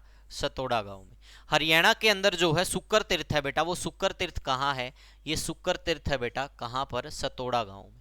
और ऐसा मानते हैं भाई, इनका संबंध जो है, ठीक है, वो शुक्राचार्य से माना जाता है। सतोड़ा गांव वैसे पड़ता कहाँ है? ये कुरुक्षेत्र में पड़ता है। ठीक है भाई, शुक्र तीर्थ का संबंध माना जाता है शुक्राचार्य से। और आप सभी जानते हो कि भाई भृगु वंश से संबंधित शुक्राचार्य, ठीक है, शुक्राचार्य ने भाई दैत्यों को बचाया था। ठीक है, तो आप सभी इसके विषय में जानते ही हो भाई। तो इसका सही उत्तर क्या होगा? सतोड़ा गांव। तो ये कहाँ पड़ता? कुरुक्षेत्र में। और ये किससे संबंधित है? शुक्राचार्य जी से संबंधित इसको माना जाता है भाई। ठीक है, इसके अतिरिक्त गुलडेहरा गांव में कौन सा तीर्थ है बेटा? इसमें गालव तीर्थ है। कौन सा तीर्थ है बेटा? गालव तीर्थ। थाना गांव में कौन सा तीर्थ है बेटा? ब्रह्मा तीर्थ है। और अरणेचा गांव में कौन सा तीर्थ है भाई? अरणेचा में रेणुका तीर्थ है। कौन सा तीर्थ है बेटा? रेणुका तीर्थ। भाई ये थाना गांव वाला एक बार स्किप कर देना, मेरा थोड़ा हम माइंड ऐसा कह रहा कि हो सकता कहीं मैं गलत ना करवा दूं। ये चीजें क्लियर है। गुलडेहरा गांव में गालव तीर्थ है, और अरणेचा गांव में कौन सा तीर्थ है बेटा? रेणुका तीर्थ है। और ये सारे के सारे कुरुक्षेत्र में पड़ते हैं भाई। ठीक है भाई,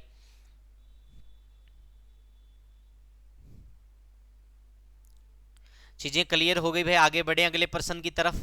यहां तक आई थिंक सारी चीजें समझ में आ गई होगी भाई। चलो अगले प्रश्न की तरफ बढ़ते हैं। इसका सही उत्तर क्या हो गया बेटा? सतोड़ा गांव। तैमूर हरियाणा में कुछ समय के लिए कहां रुका था? फटाफट से जवाब दीजिए भाई। तैमूर लंग। तैमूर लंग का आक्रमण आपको पता भाई पूरे भारत के ऊपर 1398 में हुआ था। ठीक है भाई, जैसे ही तैमूर लंग आता भाई, तैमूर लंग आने के बाद क्या करता, वो हरियाणा में भी कत्लेआम करता है। और हरियाणा में वो राजस्थान के जो हनुमानगढ़ जिले में जो भटनेर नगर है, वहां से गग्गर नदी के सहारे होता होता सबसे पहले सिरसा में पहुंचता है। कहाँ पहुंचता भाई? सिरसा में पहुंचता है। तो इसका जो आक्रमण है वो कब हुआ था? ये तो सभी को ज्ञात है, 1398 में हुआ था। ठीक है भाई, 1398 ईस्वी। सबसे पहले कहाँ आया? पहले कहाँ आया था बेटा? तो पहले आया था सिरसा में। कहाँ आया था सबसे पहले? सिरसा के अंदर आया था भाई। पहले सिरसा आया, नवंबर के अंदर आ गया था। नवंबर 1998 में ये सिरसा में आ गया था। तो उसके बाद ये कुछ समय के लिए कहाँ रुका था, ये आपको बताना है। अब आप बताएंगे भाई इसका उत्तर क्या आएगा? टोहाना आएगा, अनकाई छब झील आएगा, या फिरोजाबाद का किला आएगा, या फतेहाबाद का किला आएगा? बहुत ही बढ़िया प्रश्न है भाई आप लोगों के सामने। तो बेटा चलो मैं इसकी सारी जो गुत्थी है उसको क्लियर कर देता हूं। देखो, तैमूर लंग का आक्रमण होता है हरियाणा के ऊपर भी 1358 माना जाता। आप सभी को पता, तैमूर लंग ने बिल्कुल कत्लेआम कर दिया था भाई। ठीक है, और कत्लेआम के लिए इसको जाना जाता है। ये लूटता था, कत्लेआम करता था और चला जाता था। तो ये 1398 में आता है, गग्गर नदी के किनारे से होता हुआ आता। आपसे पूछ सकते हैं किस नदी के किनारे होता हुआ? गग्गर नदी के किनारे होता हुआ ये आता है। और कहाँ से प्रवेश करता है? राजस्थान से चलता है ये, राजस्थान की तरफ से हरियाणा में प्रवेश करता है। राजस्थान तरफ से आपसे पूछ सकते हैं, ये पेपर में पूछा गया था, किस तरफ से इसने हरियाणा में प्रवेश किया? तो राजस्थान की तरफ से इसने हरियाणा में प्रवेश किया। सबसे पहले ये नवंबर में सिरसा में पहुंचा, और यहाँ सिरसा में ही रानिया के पास एक अनकाई छब झील थी जिसमें किन्नरे होज हुआ करता था, और उस किन्नरे होज में ये रुका था। कहाँ रुका था भाई? ये किन्नरे होज। तो ये आपसे पूछ सकते हैं, इस अनकाई छब झील के पास क्या होता था? किन्नरे होज। और यहां पर क्या रुका था? यहां पर तैमूर कुछ समय के लिए रुका था। तैमूर कुछ समय के लिए रुका था। तो चीजें क्लियर समझ में आ गई भाई। उसके बाद आपको ज्ञात ही है भाई, इस तैमूर लंग ने भाई टोहाना को भी लूटा, ठीक है, फिरोजाबाद को भी लूटा, सिरसा को भी लूटा, फतेहाबाद को भी लूटा, पानीपत को भी लूटा। तो ये अगर आपसे पूछा जाए कि इसने कहाँ कहाँ आक्रमण किया, तो वो मोस्टली इसके उत्तर हो जाएंगे भाई। ठीक है भाई, समझ में आ गया? यहां तक कोई समस्या तो नहीं किसी को? सही उत्तर क्या हो जाएगा फिर हमारा? अनकाई छब झील। और ये अनकाई छब झील है, आपको पता है भाई, मैदानी भाग में सबसे नीचा सिरा, लगभग 200 मीटर इसकी ऊंचाई मानी जाती है। तो ये अनकाई छब झील है, ये सिरसा के अंदर ही है, रानिया के पास। ठीक है भाई, आगे बढ़े।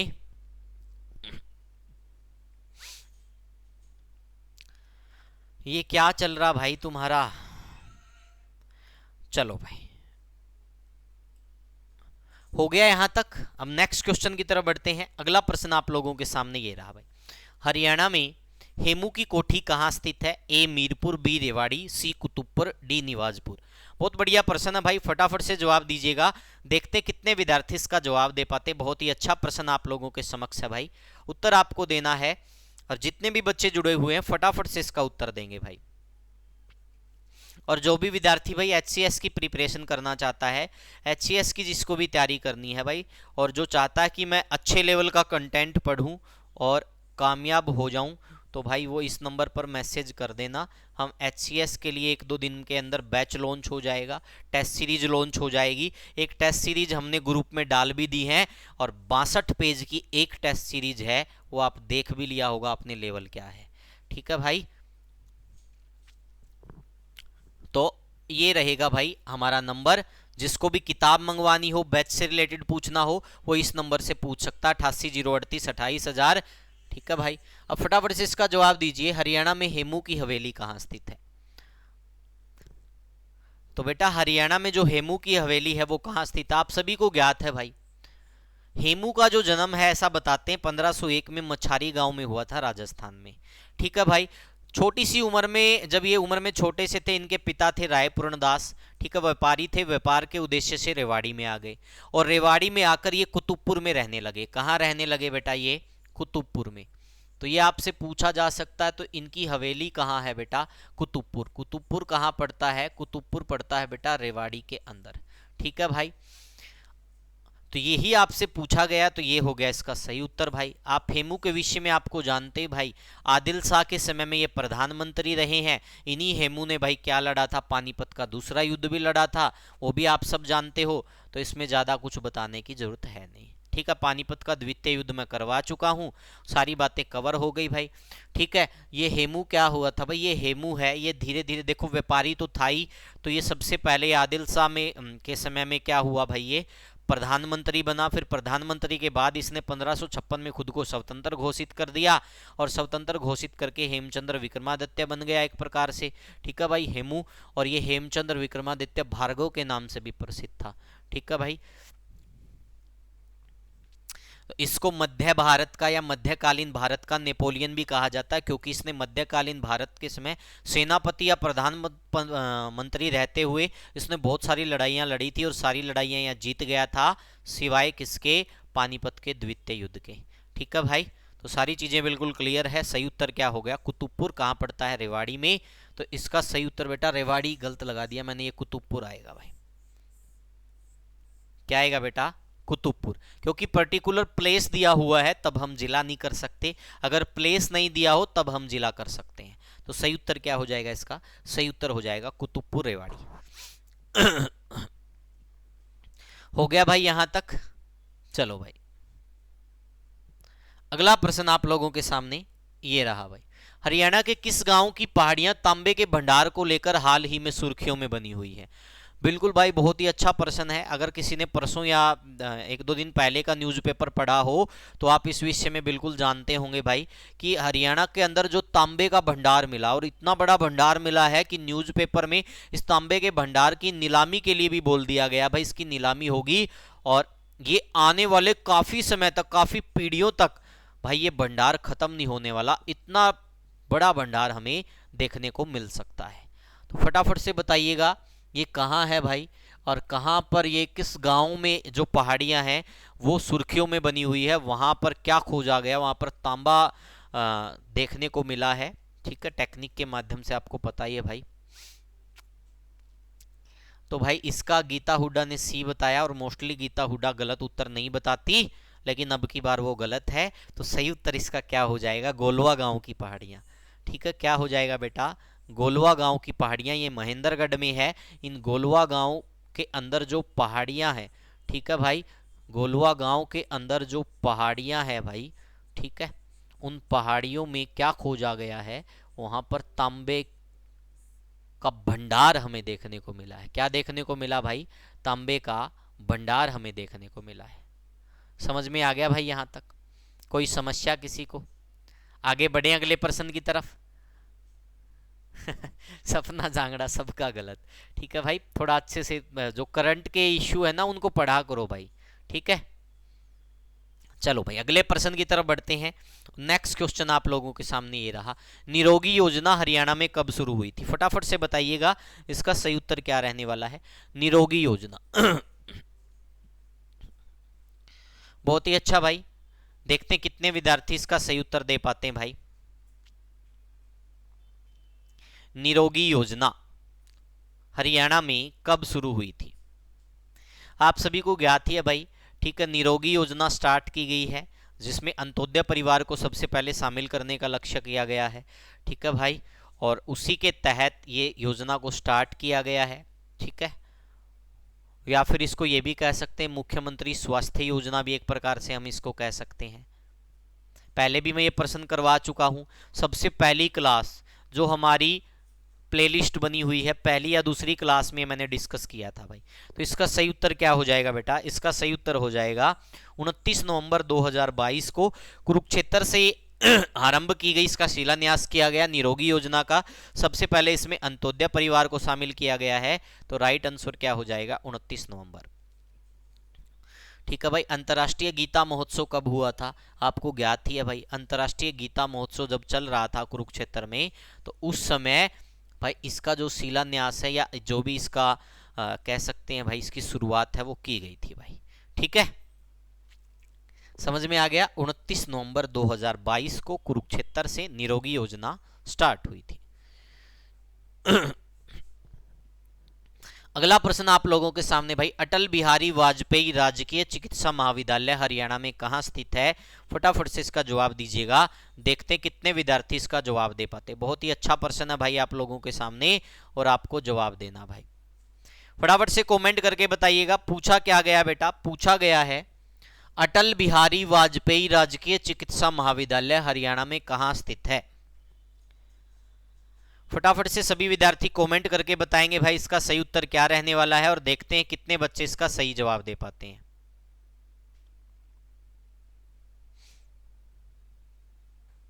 बहुत अच्छा प्रश्न है भाई।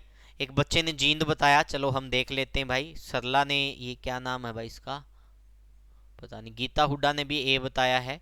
ठीक है, कैलाश यादव मेरे गांव के पास, चलो भाई आपके गांव के पास है तो आप फरीदाबाद से राम राम करते हो, तो सही उत्तर क्या हो जाएगा भाई? छयांसा फरीदाबाद। यहाँ पर क्या है? अटल बिहारी वाजपेयी राजकीय चिकित्सा महाविद्यालय है। ठीक है भाई, पहले ही एक प्रकार से कह सकते थे बिल्कुल खत्म होने के कगार पर था। ठीक है, लेकिन अभी हाल ही में इकोनॉमिक सर्वे में इसके ऊपर विशेष तौर पर ध्यान दिया गया और अब इसको बिल्कुल पुनर्जीवित करने का प्रयास किया जाएगा, यानी इस पर खर्चा लगाया जाएगा भाई, मोटा खर्चा लगाया जाएगा, क्योंकि इसको इकोनॉमिक सर्वे में भी शामिल किया गया और इस पर विशेष तौर पर ध्यान दिया जाएगा। समझ में आ गया भाई यहाँ तक? चलो भाई अगले प्रश्न की तरफ बढ़े। तो राइट आंसर क्या हो गया बेटा? राइट आंसर हो गया छयांसा फरीदाबाद। ये रहा भाई आज का आखिरी प्रश्न। महाभारत के अनुसार कुरुक्षेत्र के चारों ओर कुल कितने यक्ष विद्यमान थे? कुरुक्षेत्र के चारों ओर कुल कितने यक्ष विराजमान थे? 2, 3, 4 या 5? फटाफट से जवाब दीजिएगा भाई। देखते हैं कितने विद्यार्थी इसका जवाब देंगे भाई। बहुत ही अच्छा प्रश्न है, आज की क्लास का ये आखिरी प्रश्न है। जितने भी बच्चे जुड़े हुए हैं भाई, अब फटाफट से वीडियो को लाइक कर दीजिए। अब आपको उत्तर बताना है कि इसका सही उत्तर क्या रहने वाला है। इसके अलावा भाई जितने भी बच्चे जुड़े हुए हैं एक बार अपनी हाजिरी देंगे। और अब मैं आपको पुस्तक के विषय में ज़रूर बताऊंगा भाई। तो पुस्तक ये रहेगी भाई हमारी पुस्तक। इसके अतिरिक्त आपको बता देता हूं, एग्जाम बोर्ड ऐप पर ही स्पेशल हरियाणा जीके का बैच लॉन्च हो चुका है। 399 रुपये उसकी कॉस्ट है। तो जिस भी विद्यार्थी को अगर हरियाणा जीके की अच्छे लेवल की तैयारी करनी है, वहां पर आपको ज्ञात ही भाई प्रैक्टिस एमसीक्यू, यानी कि ये जितनी भी 50-60 क्लास हुई है ये, इसके अतिरिक्त पूरी हिस्ट्री डिस्ट्रिक्ट वाइज और 6-6 घंटे की 4 मैराथन, तो ये उसमें डाला गया है। सारा कंटेंट उसके अंदर अवेलेबल है। जिस भी बच्चे को हरियाणा जीके की अगर वीडियो कोर्स के माध्यम से तैयारी करनी है वो वीडियो कोर्स ले लो भाई, और जिसको बुक से तैयारी करनी है वो बुक ले लो भाई। ठीक है, प्रयास आपको बेहतर से बेहतर देने का किया है, बाकी आपकी किस्मत भाई, आपकी मेहनत, आप पढ़ोगे तो लगोगे, मुझे आशा है। अब आपको जवाब देना हमारा आज का आखिरी क्वेश्चन क्लास का, देखते हैं भाई इसका सही उत्तर क्या रहेगा, ये आपको जवाब देना है। महाभारत के अनुसार कुरुक्षेत्र में के चारों ओर कुल कितने यक्ष विराजमान थे? तो बेटा कितने यक्ष विराजमान थे? 4 यक्ष विराजमान थे। ठीक है भाई, कितने यक्ष विराजमान थे? 4 यक्ष विराजमान थे भाई। भाई यक्ष, यक्ष आपको पता भाई एक प्रकार से द्वारपाल, ठीक है भाई, क्या हो गया? द्वारपाल, द्वारपाल के ऊपर जो खड़े होते हैं ना उनको कहा गया है। ठीक है, सरला छावरिया भाई, उस कोर्स की पूरी टीम है, टीम डिसाइड करेगी, मैं उसमें कुछ डिसाइड नहीं कर सकता। ठीक है भाई, हो सकता है मैं भी थोड़ा मोटा पढ़ा लूँ, उसका मैं कुछ कहूँगा नहीं, लेकिन जो भी टीम होगी वो टीम का डिसीजन होगा कि वो क्या प्राइस रखेगा HPSC वाले कोर्स का। ठीक है, और आपको पता अच्छा कंटेंट होगा तो मिनिमम आपको पता भाई HCS का जो कोर्स होगा 2000 तक का तो मिनिमम होगा ही होगा, क्योंकि बहुत अच्छे लेवल के टीचर पढ़ाएंगे, साथ में टेस्ट सीरीज भी रहेगी, और एक टेस्ट सीरीज 80-80 90-90 पेज की है, क्योंकि पूरा डिस्क्रिप्शन दिया गया है ओवरऑल। तो महाभारत के अनुसार कुरुक्षेत्र के चारों ओर कुल कितने यक्ष विराजमान थे? बेटा 4। आपको मैं बता देता हूं जो कुरुक्षेत्र की पौराणिक सीमा है, कुरुक्षेत्र की पौराणिक सीमा, कुरुक्षेत्र की पौराणिक पौराणिक सीमा, तो कुरुक्षेत्र की जो पौराणिक सीमा है बेटा वो 48 कोस है। कितनी है बेटा? 48 कोस। और इस 48 कोस के जो चारों तरफ 4 यक्ष विराजमान है, वो 4 यक्ष कौन कौन से बताए गए हैं भाई, वो देख लीजिए भाई। रंतुक यक्ष, इसको तरंतुक भी कह देते हैं, इसको क्या बोल देते हैं? तरंतुक भी बोल देते हैं। एक हो गया अरंतुक, थर्ड हो गया कपिल यक्ष, और फोर्थ हो गया भाई मचक्रुक। तो बेटा ये 4 यक्ष विराजमान है भाई कुरुक्षेत्र के चारों तरफ, जो कुरुक्षेत्र की 48 कोस की जो सीमा है, ठीक है भाई, उसके चारों तरफ ये 4 यक्ष विराजमान है। रंतुक यक्ष, अरंतुक यक्ष, कपिल यक्ष, मचक्रुक यक्ष। रंतुक यक्ष है बीड़ पीपली में है, अरंतुक यक्ष है ये बेहर जखा कैथल में है, कपिल यक्ष है भाई ये माना जाता है पोकरी खेड़ी जींद में, या फिर बहुत सारे विद्वान इसको क्या मानते हैं? रामहद भी मानते हैं, जो रामहद है रामराय वाला वो भी मान देते हैं। ठीक है, मचक्रुक यक्ष है ये पानीपत के अंदर है। तो भाई ये सारी चीज़ें आपको मैंने क्लियर करवा दी। अब आप फटाफट से कमेंट करके बताइएगा। ये था मेरे लेवल का क्वेश्चन। अच्छा, आपके लेवल का क्वेश्चन था, आपने पहले पढ़ा होगा इसलिए आप कह रहे हो, क्योंकि ये प्रश्न मैं बहुत पहले बहुत बार करवा चुका हूँ। ठीक है, तो आज की क्लास आपको कैसी लगी वो सब आप भाई कमेंट अगर करनी है तो बेटा क्लास के बाद किया करो, जब क्लास खत्म हो जाए फिर कमेंट नज़र आए तो अच्छा भी लगता है। ठीक है भाई, तो वो आपको कमेंट करने वहाँ पर। और जिन बच्चे को भाई अच्छे तरीके से पढ़ना है आप कोर्स भी ले सकते हो। अब वही बात है भैया, अब सब कुछ तो देखा, आप सब भी जानते हो भाई, इतनी मेहनत करता है तो कोई किसी न किसी माध्यम से तो करता ही है। तो अगर आपको अच्छी तैयारी करनी है, मैंने देखा है बेटा ऐसे ऐसे बच्चे हैं, अगर ट्विस्ट मसाला लगाकर आपको बताया जाए ना कि भाई ये स्पेशल कोर्स लॉन्च करूंगा मैं और इसमें ये रहेगा, बेटा स्पेशल कुछ नहीं होता, सबको मैं क्लियर कर देता हूँ।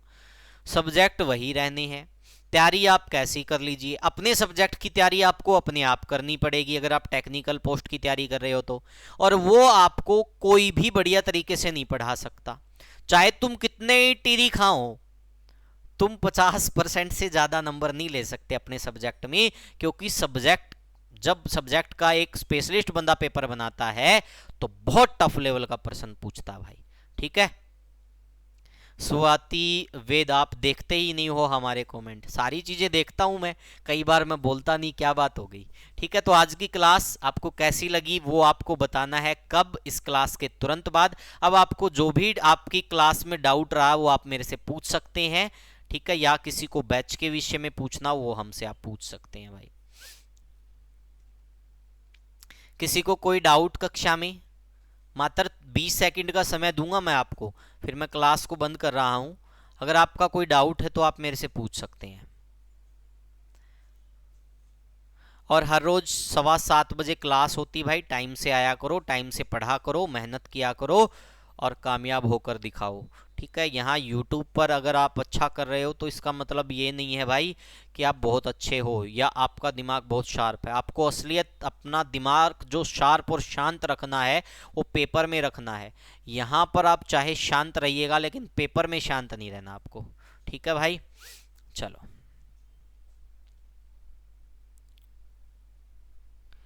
सखी योजना, वन स्टॉप केंद्र भाई, वन स्टॉप केंद्र 2017 में बने थे, करनाल में बना था, मुझे याद है। अब भी ये जब किताब लिखी थी पिछले वाली हैंड रिटन तब लिखा था मैंने ये।